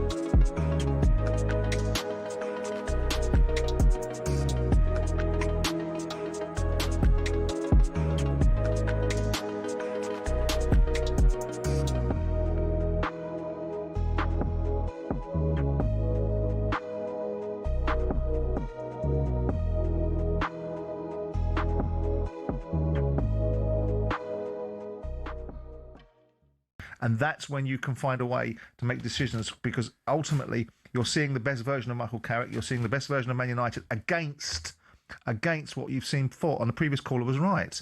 It makes other people look poor. But what you do have with Michael Carrick is you have a frame of reference, don't you, Liam, who's just phoned us? And the frame of reference is the fact that, hey, he's doing very well at the moment, coming into a difficult situation. He has managed a club in Middlesbrough in the league before, but also he knows what it's like to play in Manchester United's greatest teams. He's been part of that. He knows what it's like to win the Champions League wearing that red shirt, to walk down that tunnel and onto that pitch. He understands that weight of expectation that comes with being the Manchester United boss, Liam. Hi, yes, it does. Great show as always. Simon, I think you're amazing. Oh, that's very kind. Thank you. Like I say, Michael Carrick should be judged on results, and so far he's got five wins out of 6. Hopefully that continues this season. If that continues, I think he should get like a year's contract just to see how he does for a full season with Champions League football. Then obviously, hopefully we can build on that. Like the previous caller said, we don't want to jump into any rash decisions, making knee-jerk signings, this, that and the other, like we've done previous. So it would be good to see how it does for a full season rather than just maybe 3 seasons, then it falling at first hurdle after 6-10 matches and then sacking him again. It doesn't seem right. So I think try and see how we get on for the rest of the season, because it is a results-based game at the end of the day. Absolutely is. Liam, thank you very much.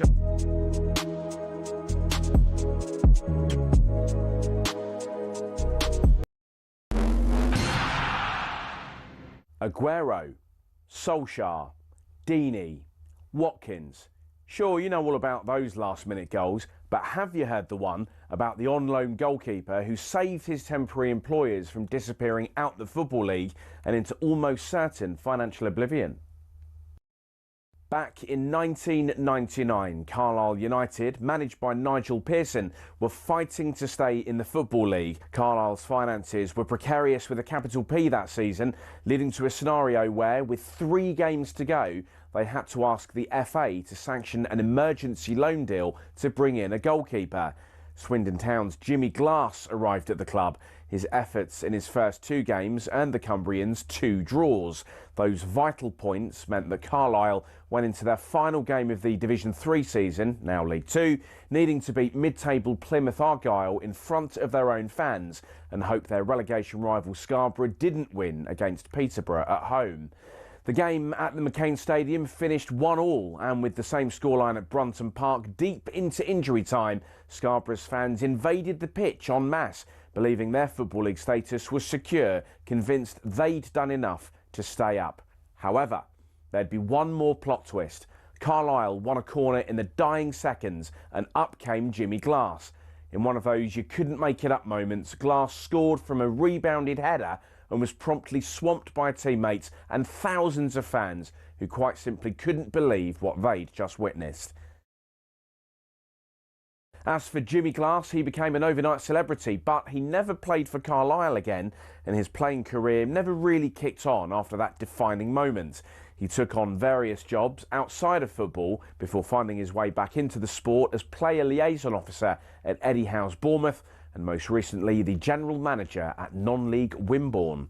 Not the fairy tale ending to one of the most Hollywood moments in football, but the name Jimmy Glass will live on forever as the scorer of that goal, arguably the most important in any club's history.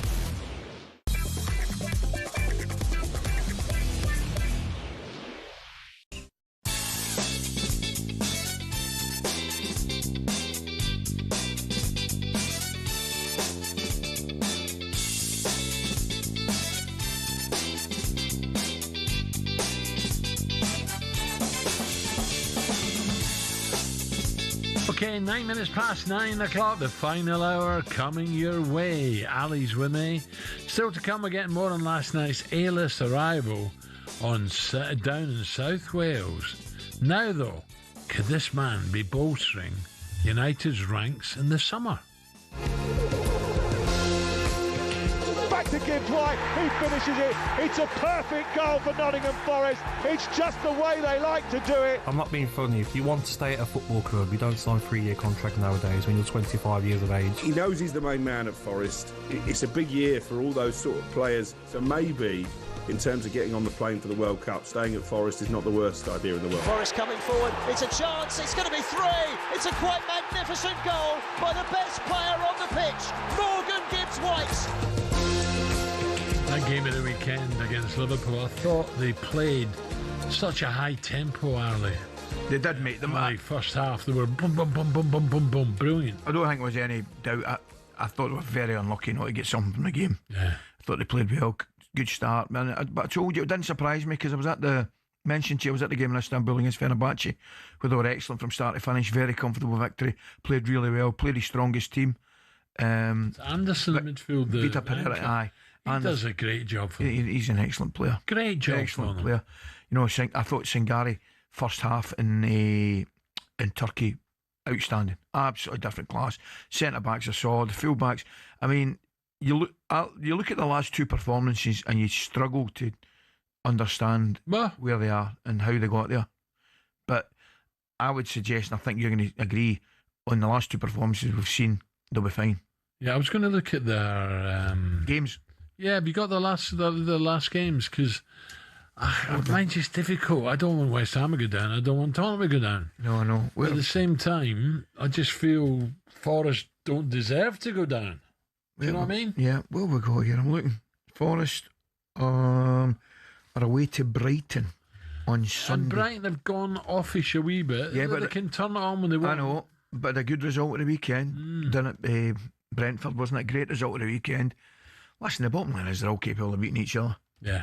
And it's a great league. We're talking about it top, talking for Champions League places, talking about European places, relegation. Plenty going on, mate. Yep. So Morgan Gibbs White could be the man on everyone's lips this summer. On the back page of the Mail this morning, it's been reported that the Forest star man could be chosen. He could be the one to replace Bruno Fernandes. The report goes on to suggest, that due to the club's new wage structure, they could actually miss out, however. Would he be a good fit at Old Trafford? Of course he would.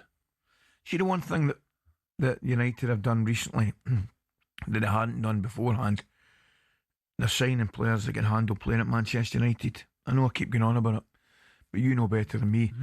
It's a heavy jersey and it's a big place to play. Yeah. Easy. Listen, great place to play and an easy place to play when things are going well.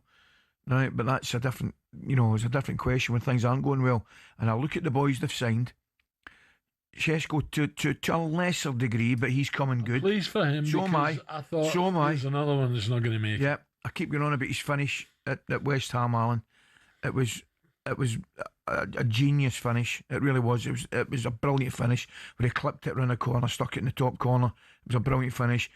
His finish at Everton, great pace, calmness in front of goal, sticks it by Pickford. But the other 2 for me have really settled in, Cunha and Mbeumo. They've really settled in. They look the part, and they look as though they're thriving, in that, arena at Old Trafford. They look as though they look as though, to me, as if they feel they belong there. Yeah. That's a big thing. And you can't say that about maybe some of the previous ones, where it was, Jadon Sancho or Højlund or Anthony, boys like that. Yeah. So Forest, right, you mentioned they've got Fenerbahce, then it's down to Brighton, then they've got Man City they have to go to, Ali. Yes. Ooh. Tough. Then they've got Fulham at home, possible. What about the next game? Then Spurs Forest in London. And last game, Forest Villa. Now Villa might be all right. They might be clear in Europe, no problem. But they might not. They might need it for Champions League. Do you know what I mean? Yeah. No. I agree with you. I've just got a feeling, looking at the tape, I mean, it's tough. There's no guarantees there at all. 51. But I'm just looking at No, you're right. It's not a done deal yet. No chance. The one thing that... I've been a little bit disappointed with Villa lately as well. Or dipped a little bit, haven't they? They have dipped a little bit. But it's still remarkable where they are and what they've done, what they're achieving. And they can still win in Europe as well. So, no, they're doing fine. Right, quick break. Coming up, 9:15, talkSPORT Travel.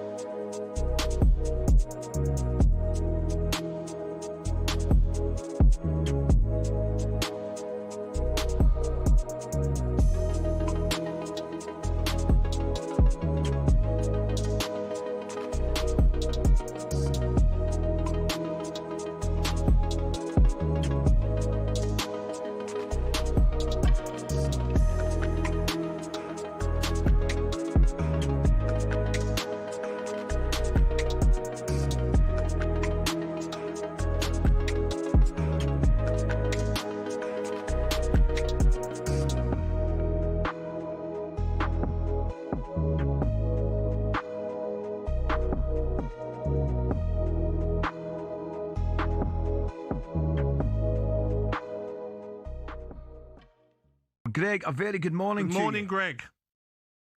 Morning, gentlemen. How are you? We're very well, Greg. Thanks for taking the time to call us. You think Martin's comments are made with some justification, I'm hearing, yes? Listen, if you have to accept people for what they are. So while you can either have the in-depth actual professional football analysis from people that have been there, done it, won things and things like that, or you can have the clowny side of it. You can have the Andy Goldstein, who is 60 years old, dyes his beard, dyes his hair. That's just good. And the Gabby Agbonlahor side of it. And the Jamie O'Hara side of it. It's all about what you enjoy, what you want to listen to. If you want to listen to professional insight, winning mentality talk from Ray Parlour, Martin Keown, people like that, just Arsenal players. Just Arsenal players. I'm going to have to say, Greg, is it just the Arsenal players? Is it just the Arsenal players that seem to be talking about a bit of sense in that? I'm trying to think of any sort of ones that have won things. Cundy, no. Agbonlahor, no. O'Hara, no. Surely O'Hara. Have you played football, Greg?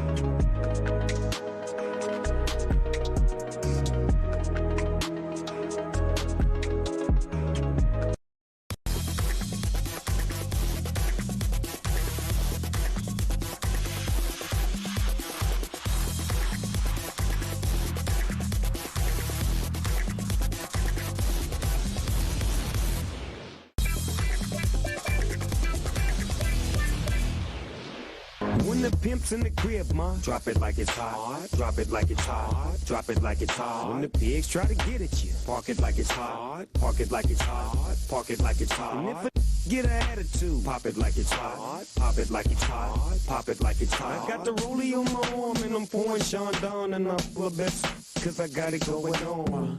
I'm a nice dude with some nice dreams. See these ice cubes, see these ice creams. Don't you go back. He loves a puff. That can't be a hit. Huh? That can't be a hit. Don't look at me. What's Snoop's best hits? Oh, he's done a couple of classics. Go on then, what? The next episode. Ed, find me a Snoop classic, will you? Put on the next episode. I mean, there's a couple of classics. Was there? I mean, you would have heard them. Even you would have heard them. Really? Aye. Swansea City corner, Snoop Dogg. What a great name. Got a brilliant welcome to English football. As in his first match day in attendance as Liam Cullen scored a 95th minute equaliser against Preston. And the pre-match welcome was something else. Fans queued for over 5 hours just to see him on the pitch in front of a sell-out crowd. That's brilliant, by the way. And on Monday night, staff described the party as absolute nuts after the canteen was transformed into a nightclub for over 400 guests. God, Rikey. Was Dino there? So, to reveal all about Snoop's arrival at the Swans, let's say a very good morning to the club ambassador, scored also 78 goals to the Swans. Former forward Lee Trundle joins us. Lee, very good morning. Lee, how are you getting on? Morning, Al. Morning, Ali. What a story this is, by Lee, the way. what's going on up there? No, it was brilliant, mate. It was a great atmosphere last night at the game. I watched it. I mean, you couldn't have written a script. I saw the entrance. I watched the highlights of the game. Obviously getting equaliser in the, 94th, 95th minute. The scenes must have been crazy, mate.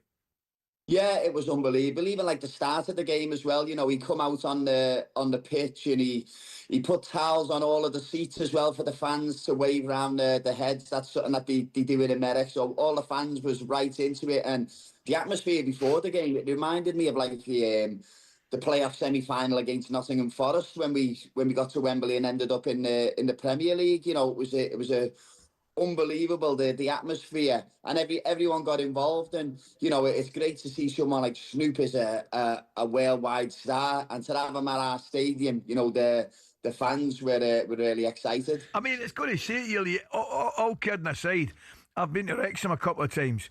And those boys have got right behind it. I mean, and they're right into it. I mean, no kidding on, no messing about. They've taken to it. The whole place is taken to them, and it's transformed the club, probably the city as well. You'd be looking for. There's every chance you could get a similar reaction. Well, that's what we're looking for, Alan. And I think it's like, you know, people look at it and say, you know, they might knock what's happened at Wrexham and they might knock Snoop coming to Swansea and say, oh, well, it's not about football. And, you know, but what it's doing, it's bringing eyes onto the football club and it's bringing fans through the gate. You know, no disrespect, but on a normal game, we're not selling out Preston North End on a Tuesday night at home. Yeah. And, you know, with Snoop there, you know, we've sold it out. It was, you know, a brilliant occasion. And for the fans as well, it was great for the fans to see it. And he got involved with everyone. He walked around the pitch. He was high-fiving everyone, taking photos with the fans. So, you know, everyone really enjoyed themselves. Did he turn up a big limo, or was he low-key, or...? Uber. No, there was an Uber. Just in like, you know, the transit vans with the minibus ones. He was in one of them. He got out with his ghetto blaster playing his music and coming to the ground. So yeah, he did make a good entrance. Now I'm a bit concerned about this herbal cigarette in the tunnel, according to the Preston manager. I think that's the smell of a last-minute equaliser, that I think. That's what that'll be. And then my other thing was, how does he know what it smells like in the first place?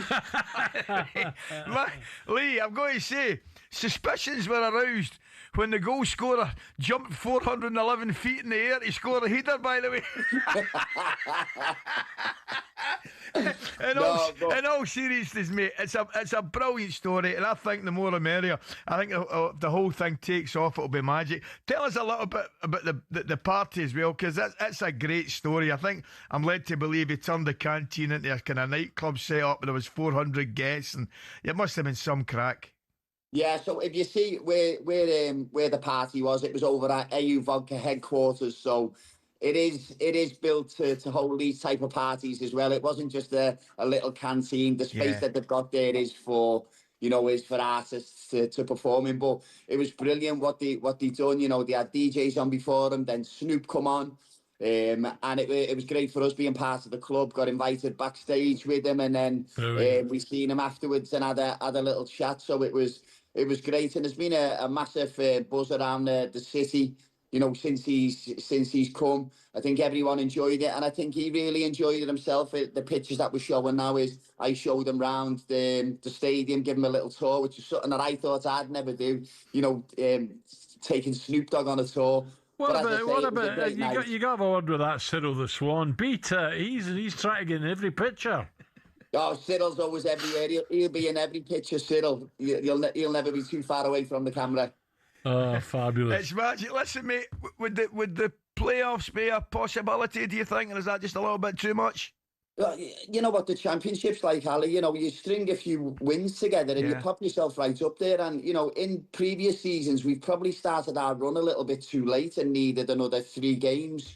Where now, since the gaffers come in, we've started off. Our home form is really good. Away from home, we've got to tidy that up. But if we start picking points up away from home, I can't see why we can't start climbing the table and be around them playoff spots. That's a tough one at the weekend. I think Ipswich at the weekend, that's a tough one, right, Yeah, it's very tough, and I think you look at the championship, all these games are tough, even when you go and play the bottom teams. Everyone's capable of beating everyone else, but, we've just got to take each game as it comes and try and pick up as many points as we can.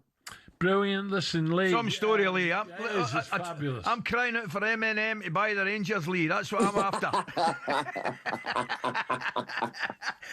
I fancy that, running out of M&M, mate. Nice one, Lee. Thank you. Nice one, thanks, Ali. Lee Trundle, some great pictures there, eh? Bye-bye. It's brilliant. What a story is. It's great, isn't it? He was up at Parkhead a couple of times. He was up at Parkhead, but he wasn't impressed with what he saw. And, no, I don't think it was that. No, he hated it. No, he hated it. He? He was quoted. No. He says, "This is not a place for me." He said, "I'd rather go to Swansea." He says, "M&M's coming to the Rangers." M&M's brilliant. Don't look at me like that. Away you go. M&M's brilliant. What's his name again? Tim Shady. He's gone the wrong part of the city. He should be going to the East End, not the West. That was genius, man. Tim Shady. Marshall, is it not Marshall Mathers the second? That's his name, I think. What? Yeah. The second? Yeah. The first. The first. These people are screwballs. They're not normal. They're not normal people. You can't call M&M a screwball. He's a screwball. 9:26.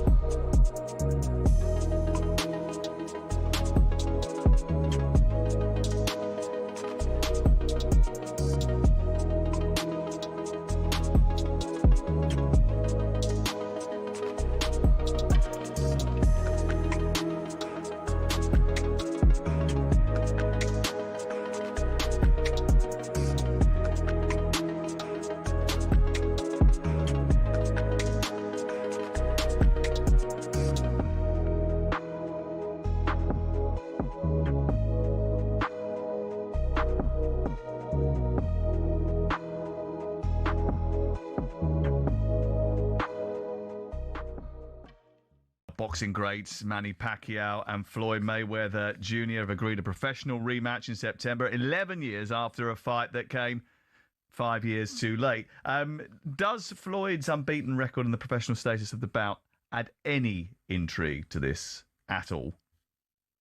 No. Not really. I don't think so. I mean, Manny Pacquiao's had a fight recently, hasn't he, against Mario Barris, who's just lost his title to Ryan Garcia, deservedly so. And that was a draw in which most people saw Pacquiao at the end of his career, saw what was left of him, and were not too happy that he came back again. Floyd Mayweather has had a variety of different bouts. I mean, I hear that he's going to fight Mike Tyson. I don't understand what that thinking is. Or an exhibition. We've seen him fight and hold up Conor McGregor in an exhibition fight. It's Netflix building entertainment models around sport. Sport is entertainment.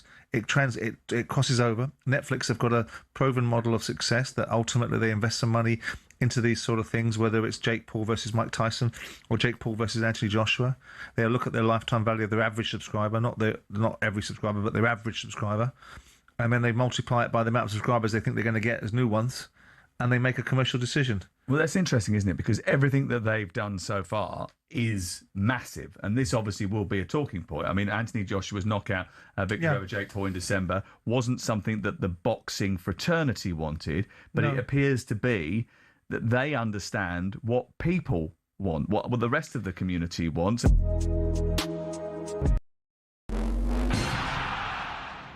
Boxing. It's a sport that makes multi-millionaires out of the world's best fighters, but it's not as flush with cash as you'd think. We all see how much the likes of Tyson Fury or Canelo Alvarez make every fight, but that's not the case for those just starting out, or those who aren't even at that level. For example, if you've just turned pro and don't have a promoter, you have to sell your own tickets, cover the cost of the venue yourself, and pay the tax man at the end of it. You might not even break even, but if you do, you're looking at 5 to 10 grand max. A mid-tier fighter might make more like 10 to 50 grand, but you still have to give up half of that in costs. So unless you're fighting for a world title, it's tough to make money. One potential way of doing it, though, is being a journeyman. Here's former European champion talkSPORT's Spencer Oliver explaining how that could work. They want to fight every week, and they can be going in against the prospects, so they can demand good money, and they might be demanding like 5 grand, 10 grand for a 6-rounder or something because they're going in with a prospect. He gets through that, the journeyman gets through that fight, and he can fight again next week. I mean, even so, it's not much, and you're getting punched in the face for a job. It's only really at the top level, i.e. fighting for titles, where you're earning up to 6 figures and can afford a diamond chain or that Ferrari. So boxing isn't a sport that allows you to retire at 40 and live a life of luxury. Much like a lot of other sports and jobs in general, it takes an awful lot of luck quite early in your career to really make it worth your while.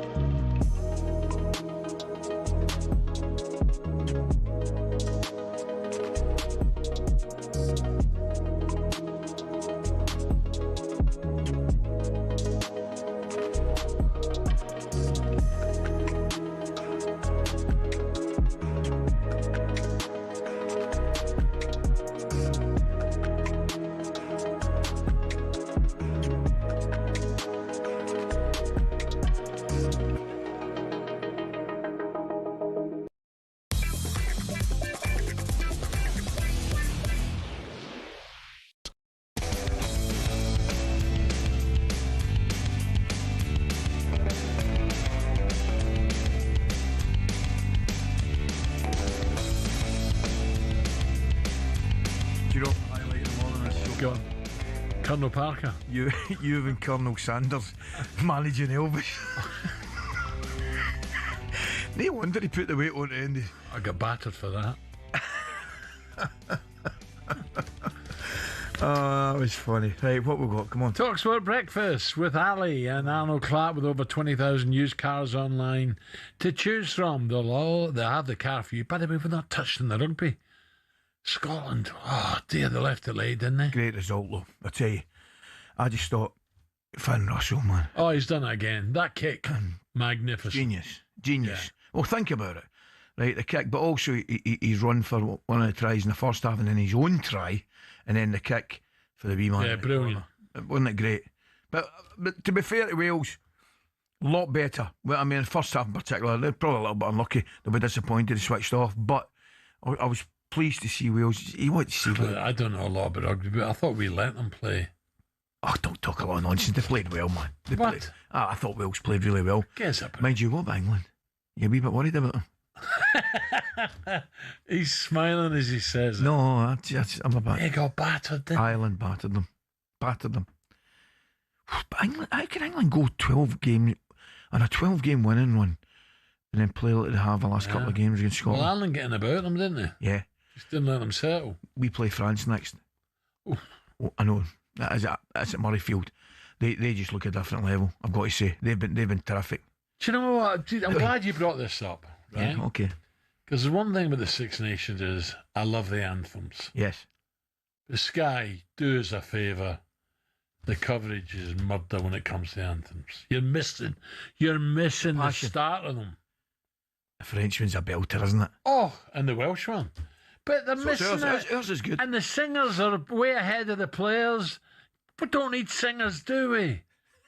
We need the band, and that's it. We need the piper up there. We don't need singers. That's what we do. We stick a piper up on the roof. Exactly. It's brilliant. Absolutely brilliant. I do like the Frenchman, though, to get them all going, isn't it? I know. Well, for me, the French and the Welsh is just... Yeah. Don't get me wrong, I love ours. But the French and the Welsh... Do you think we could beat France? I doubt it. I really doubt it. But a great game. I mean, I still say the French first 40 minutes that I watched against Ireland that Friday night. If the French have an off day, and they do, they're French. Yeah. You know what I mean? Yeah. They're you know they're like.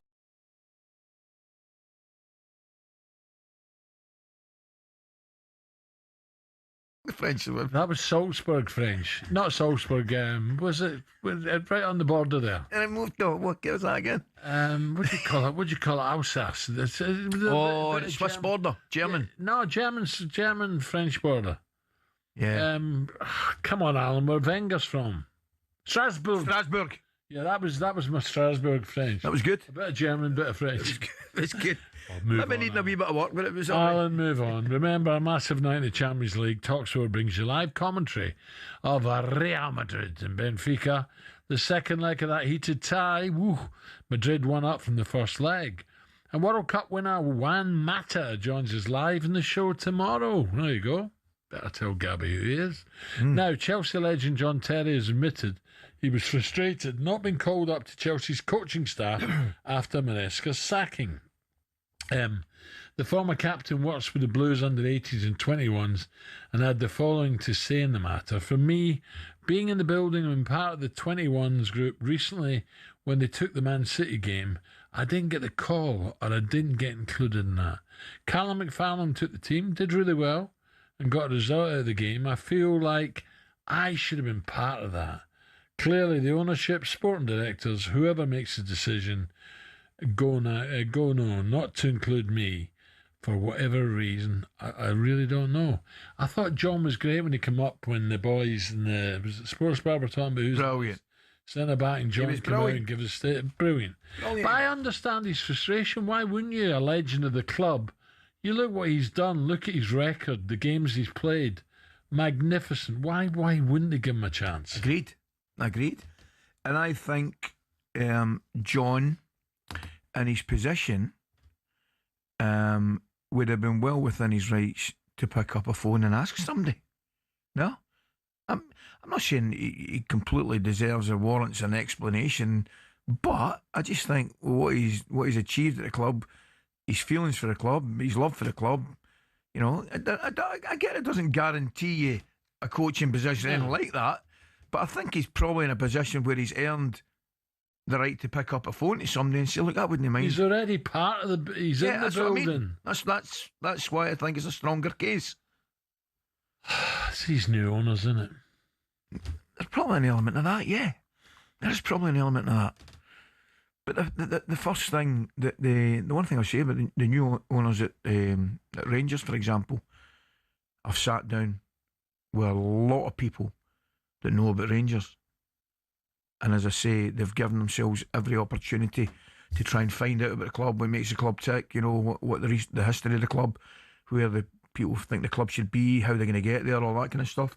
And then they'll make up their own decision. They'll make their own mind up. If you know your history in it. Yes. But you know what I'm saying? Because it is important.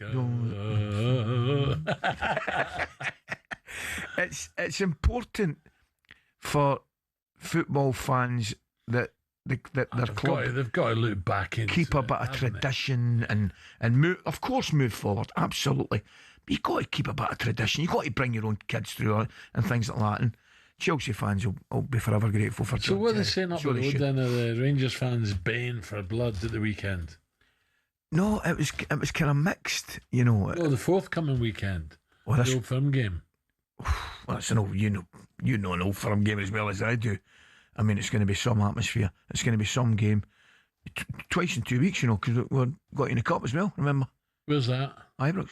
Ugh, away. Another fiddle. We're giving you far too many. Another fiddle. We're giving you far too many seats. Oh, how many?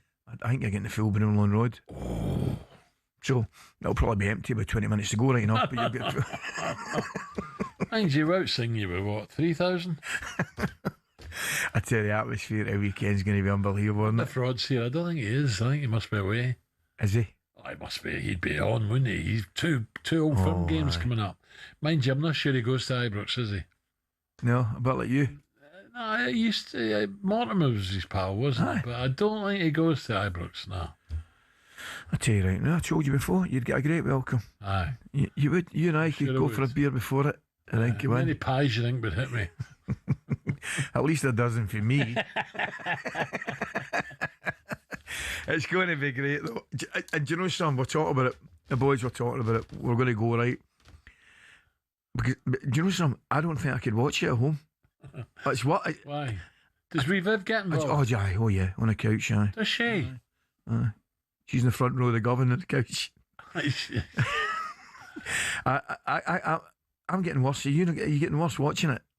I find it really difficult to watch. I'm not sure I'm going to watch it. It's amazing, isn't it? Do you not think, Al, at our age we should be getting calming down a wee bit and going? No.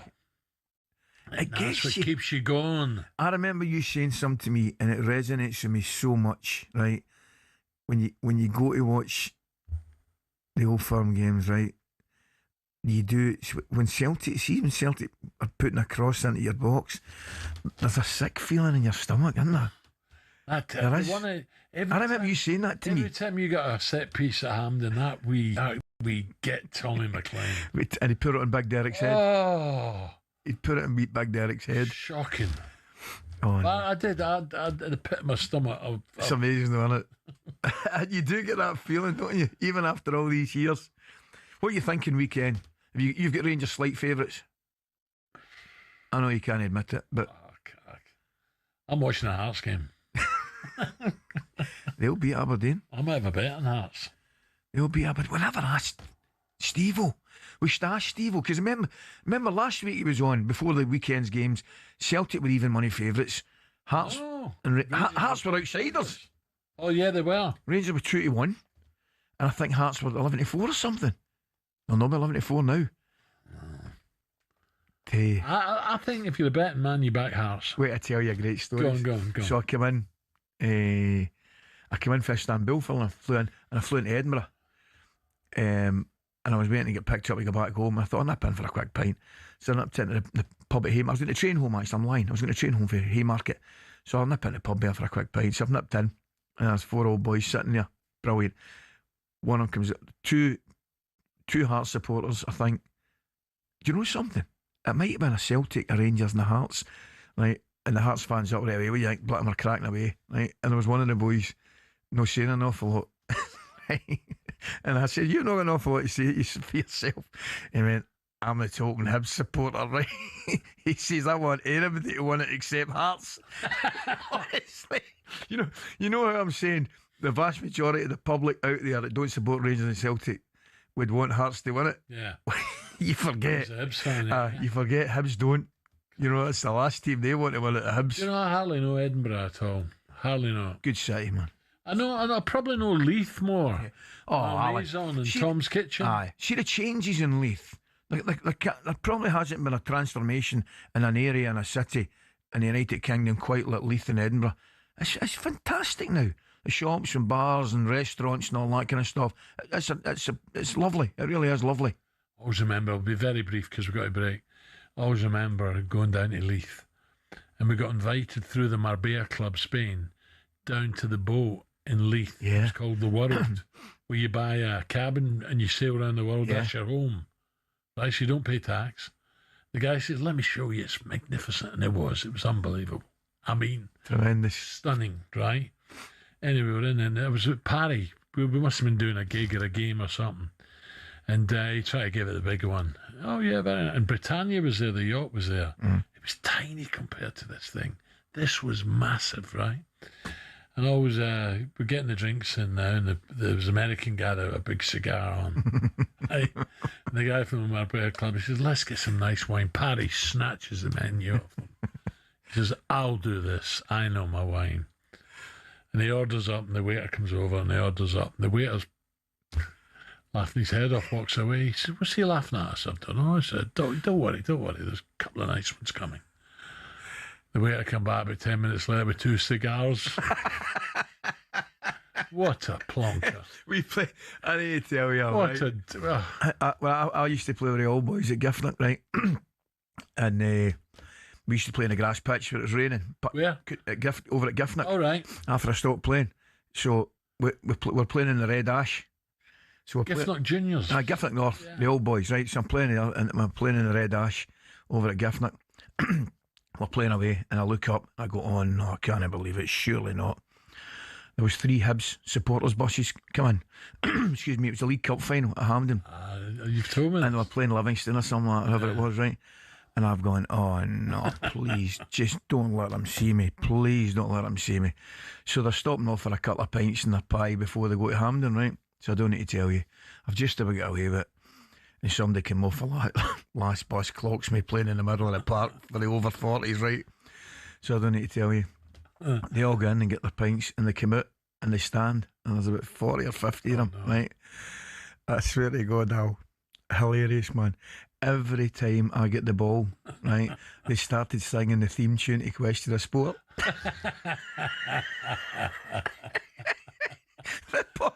The ball would get rolled into me in the middle of the park, and they'd all get down there. Da-da-da-da-da-da. It was genius. Very good. I remember it was a team up at Torpedo Muir End or something. Was it? Yeah, crikey. That was my sort of part of Glasgow. Anyway, right, boxing. On to boxing, don't forget this Saturday, Owen Cooper and Constantine Ursu fight for the vacant British and Commonwealth welterweight title live from Derby. And later that evening from Arizona, 2 Mexican world champions, Navarrete and Sugar Nunez, clash in a massive super featherweight unification showdown. You got to be some fighter to take that name on, haven't you? Sugar Nunez. Sugar. You know, there's only one Sugar, isn't there? Watch all these fights only on DAZN. Charlie Austin coming next. Boxing update on talkSPORT with DAZN, the global home of boxing. Sign up now at dazn.com/boxing.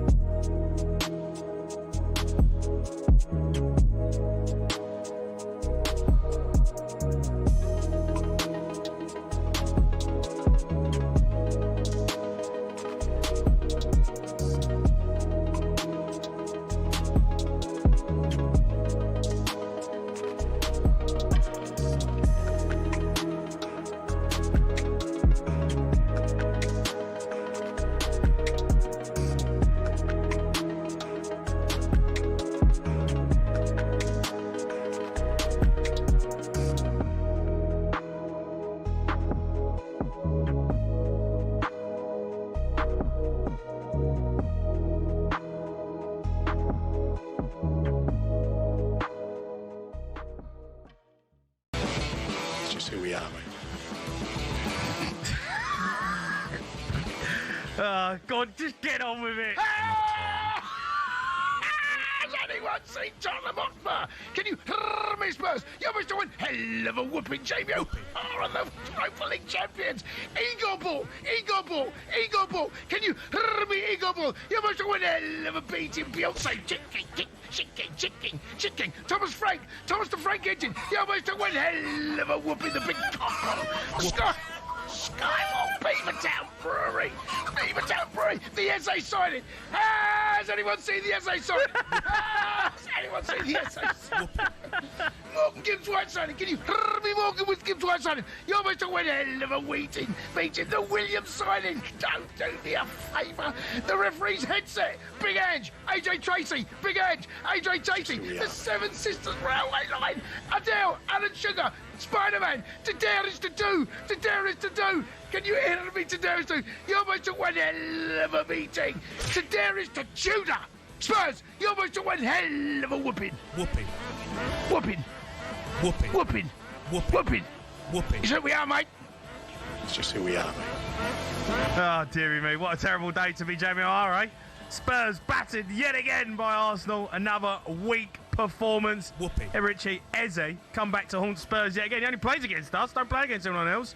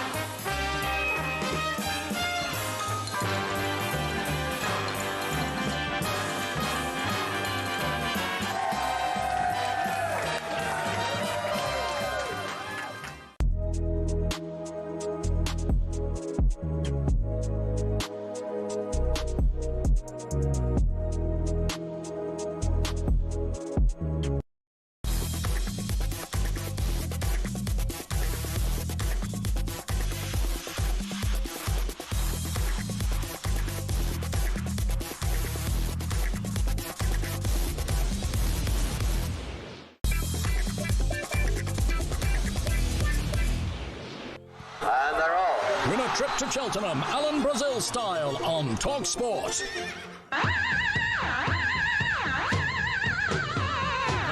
You got it? Yeah. Brilliant song. Name them. Donny. Yes. Disney. No. Come on. Donny. Long-haired lover for Liverpool. Jimmy. Yes. Wayne. Yeah. Merrill. And Jay. And Maria. Marie was the sister. Paper Roses. Which is the song of which Scottish top flight club? Who has that? Roses. Yes. Who is that as a song? What a question. I've done you this one. What Paper a question. Roses. Paper Roses. You can't have that as a football I'm song. telling you right now, it's associated with a club in Scotland. Well, it's got to be. It's obviously not any of the big ones. I maybe take umbrage to that. Oh, Paper Roses, Rose, the Rose. Don't know. Point to myself. St Johnson. No. Who? Come on. Was it Paper Roses? Yes. Come on. Why? I don't know. Don't ask me a technicality. I'm only giving you the information. Listen, there's a bit of homework needing done here, a bit of cleaning up needing done. Is it Callum? Callum's been on, and Simon from Warrington have been on unhappy, and correctly unhappy. Why? Because Hull City share a ground with Hull FC, not Hull KR. I didn't say KR. I know that, but you need to put it out there, because you can imagine the good people of Hull. It's a bit like you and I saying. By the way, that's a fierce derby as well. Yeah. So glad I could clarify that for the boys. I done a dinner on Hull. It was lovely. By the harbour there, the marina there. It was really I've did a couple of games here, but I don't think I've ever stayed in Hull, to tell you the truth. It was nice, honestly. Good. Right, fancy joining talkSPORT at the famous Cheltenham Festival for Gold Cup Day. Full details at talksport.com. Here's how you can enter. Listen up. Your chance to win, text WIN to 83338. Text costs £2.50 plus your standard network rate, or call 0343 418 7260. Lines closed this Friday, 2026 at 4 p.m. That's when you need to answer your phone if it rings. 18 plus, UK residents only. It's a talkSPORT promotion. Full T's and C's at talksport.com. So your chance to win, text WIN to 83338 and do that now. Now, there's more disappointment for West Bromwich Albion last night. The Baggies were held at home by Cheltenham. The final straw for head coach Eric Ramsey, who was sacked after just 9 games in charge. Failing to win any of them, let's bring in former Baggie striker Charlie Austin. Charlie, morning, Charlie. Good morning, Paul. Morning, chaps. How are we? Yeah, good. Charlie, we'll come to Cheltenham in a moment, but I look at the table and I'm baffled. I can't believe West Brom are down there. It's both West Brom and Leicester are down there. It's quite shocking. But when you look at that appointment, that was wrong. Like, it don't matter how you look at it. No, the pedigree wasn't there to go to a club like West Brom, to go to the Championship. It really wasn't. Now, we keep rolling the dice. It's a gamble they've taken. And unfortunately, it could be a gamble that they're going to pay the price. Charlie, I said earlier, why are we getting these MLS American coaches? What is going on? It's like them coming over here for a baseball coach. Get lost. I think people have watched Ted Lasso and got carried away, Al, if I'm honest. but all serious, like, it's, I don't get it. For a club like Celtic, when they've done it Wilfred Nancy, and then when they've it's didn't mean that one, Charlie. It's painful. It's painful. Yeah, I know you didn't, Al, but it's painful, right? Let's be honest. That appointment that Celtic made could cost them the title up there, and West Brom could cost them Championship football. They could be going to League One. Charlie, tell me, man. I'm looking at West Brom just now, right? I mean, on a shocking run, mate. I'm looking at Leicester below them. I know. And Blackburn, who had a couple of good victories, obviously were beaten last night. I mean, does it tell you, is that more about the demise of these clubs, or does it tell you about the strength of the Championship, mate? I'm going to go both. 2 out of 3 of them have won the Premier League as well, which is quite frightening. You're going to say both, really, because the demise of them clubs, but also the strength of the Championship. Now, I think you could go to the point of when these clubs spend big in the Premier League and then they basically go down, it's a stumbling block and they can't get out of it. Yeah. But I think the alarming thing is it just shows, Ali, that even in the Premier League, you are not too big of a club to be in a relegation battle. Now, we're having it in the Premier League with 3 teams. Now, them 3 teams are having it for a space to go down to League One, which is quite surprising. Phenomenal, really, when you think about it. Charlie. Well, it's going to be a battle coming up, isn't it? I've just done a quick look there. What about that game at the weekend, Charlie? Oxford versus West Brom. Oxford, yeah. I mean, it's effectively that's Oxford's last throw. Well, it's a last throw of the dice. But if they win, it puts them, depending on what happens at Leicester, it can put them above them, and it brings West Brom right into it. But when you're in that kind of battle on, I expect I'd imagine Oxford will go down. They've got a tough uphill battle to get with it. But this could go to the wire, and one of them big clubs are going. One of them big. I think Leicester will get out of it because the appointment of Gary Rowett was spot on. Charlie, just a quick one. Southampton making a late run here. What a great result, thumping Rangers 5-0. What a result that was. Don't get me started. QPR last night were hopeless from start to finish. They really was. The first goal was brilliant for Southampton, but the next 4 was just poor. It was a poor display. And before kick-off, they're both on the same amount of points, pushing for the playoffs. And you could see only one team really wanted that playoff push last night. It was quite evident in the performance from QPR. That's taking nothing away from Southampton, by the way. Yeah. Are you ready for Cheltenham, Paul? Oh, am I? Not long to go, chaps. Not long to go. What about Harry? Do you think he can do it? The jukebox man, he came on earlier, said he's in great form. I did hear him on the way back from the school run. Listen, he's a great form. It'd be massive for the sport, for him. I hope he does it. And I did say a couple of weeks ago, there's not a chance in how he's taking interim charge at Tottenham Hotspur whilst he's got the Gold Cup favourite. He's got his priorities right, chap. Charlie, what did they do with Constitution Hill? What would you do if you owned it? Honestly, after what I see Friday, incredible, wasn't and for the love of the sport and for the warmth and everybody's bought into it like they are part of this journey, I would stick to the flat. Now, listen, if he wins the Champion Hurdle, everyone will be going, oh, he should stay to hurt, of course.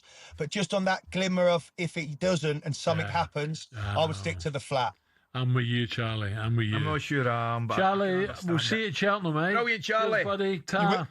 See you, chaps. All the best. Charlie Austin there. No, it's a difficult one. Anyway, I've enjoyed today. So have I, mate. We've covered just about everything. We've gone from Elvis. Yeah, we did well. And good luck at the weekend. I don't mean it, but... you too, mate, with Colonel Sanders looking after Elvis at one point, didn't we? Come on, Martin. One last miracle. Danny Rowe. We're on a roll with Danny Rowe.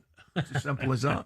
I'm back tomorrow alongside Gabby, a couple of special guests, including 2005 Champions League winner Jimmy Traore, 2010 World Cup winner Juan Mata. You won't want to miss that from 6 a.m. Don't go anywhere, because up next, Jim White, Simon Jordan and Danny Murphy. There you go. Have a great day. Thank you.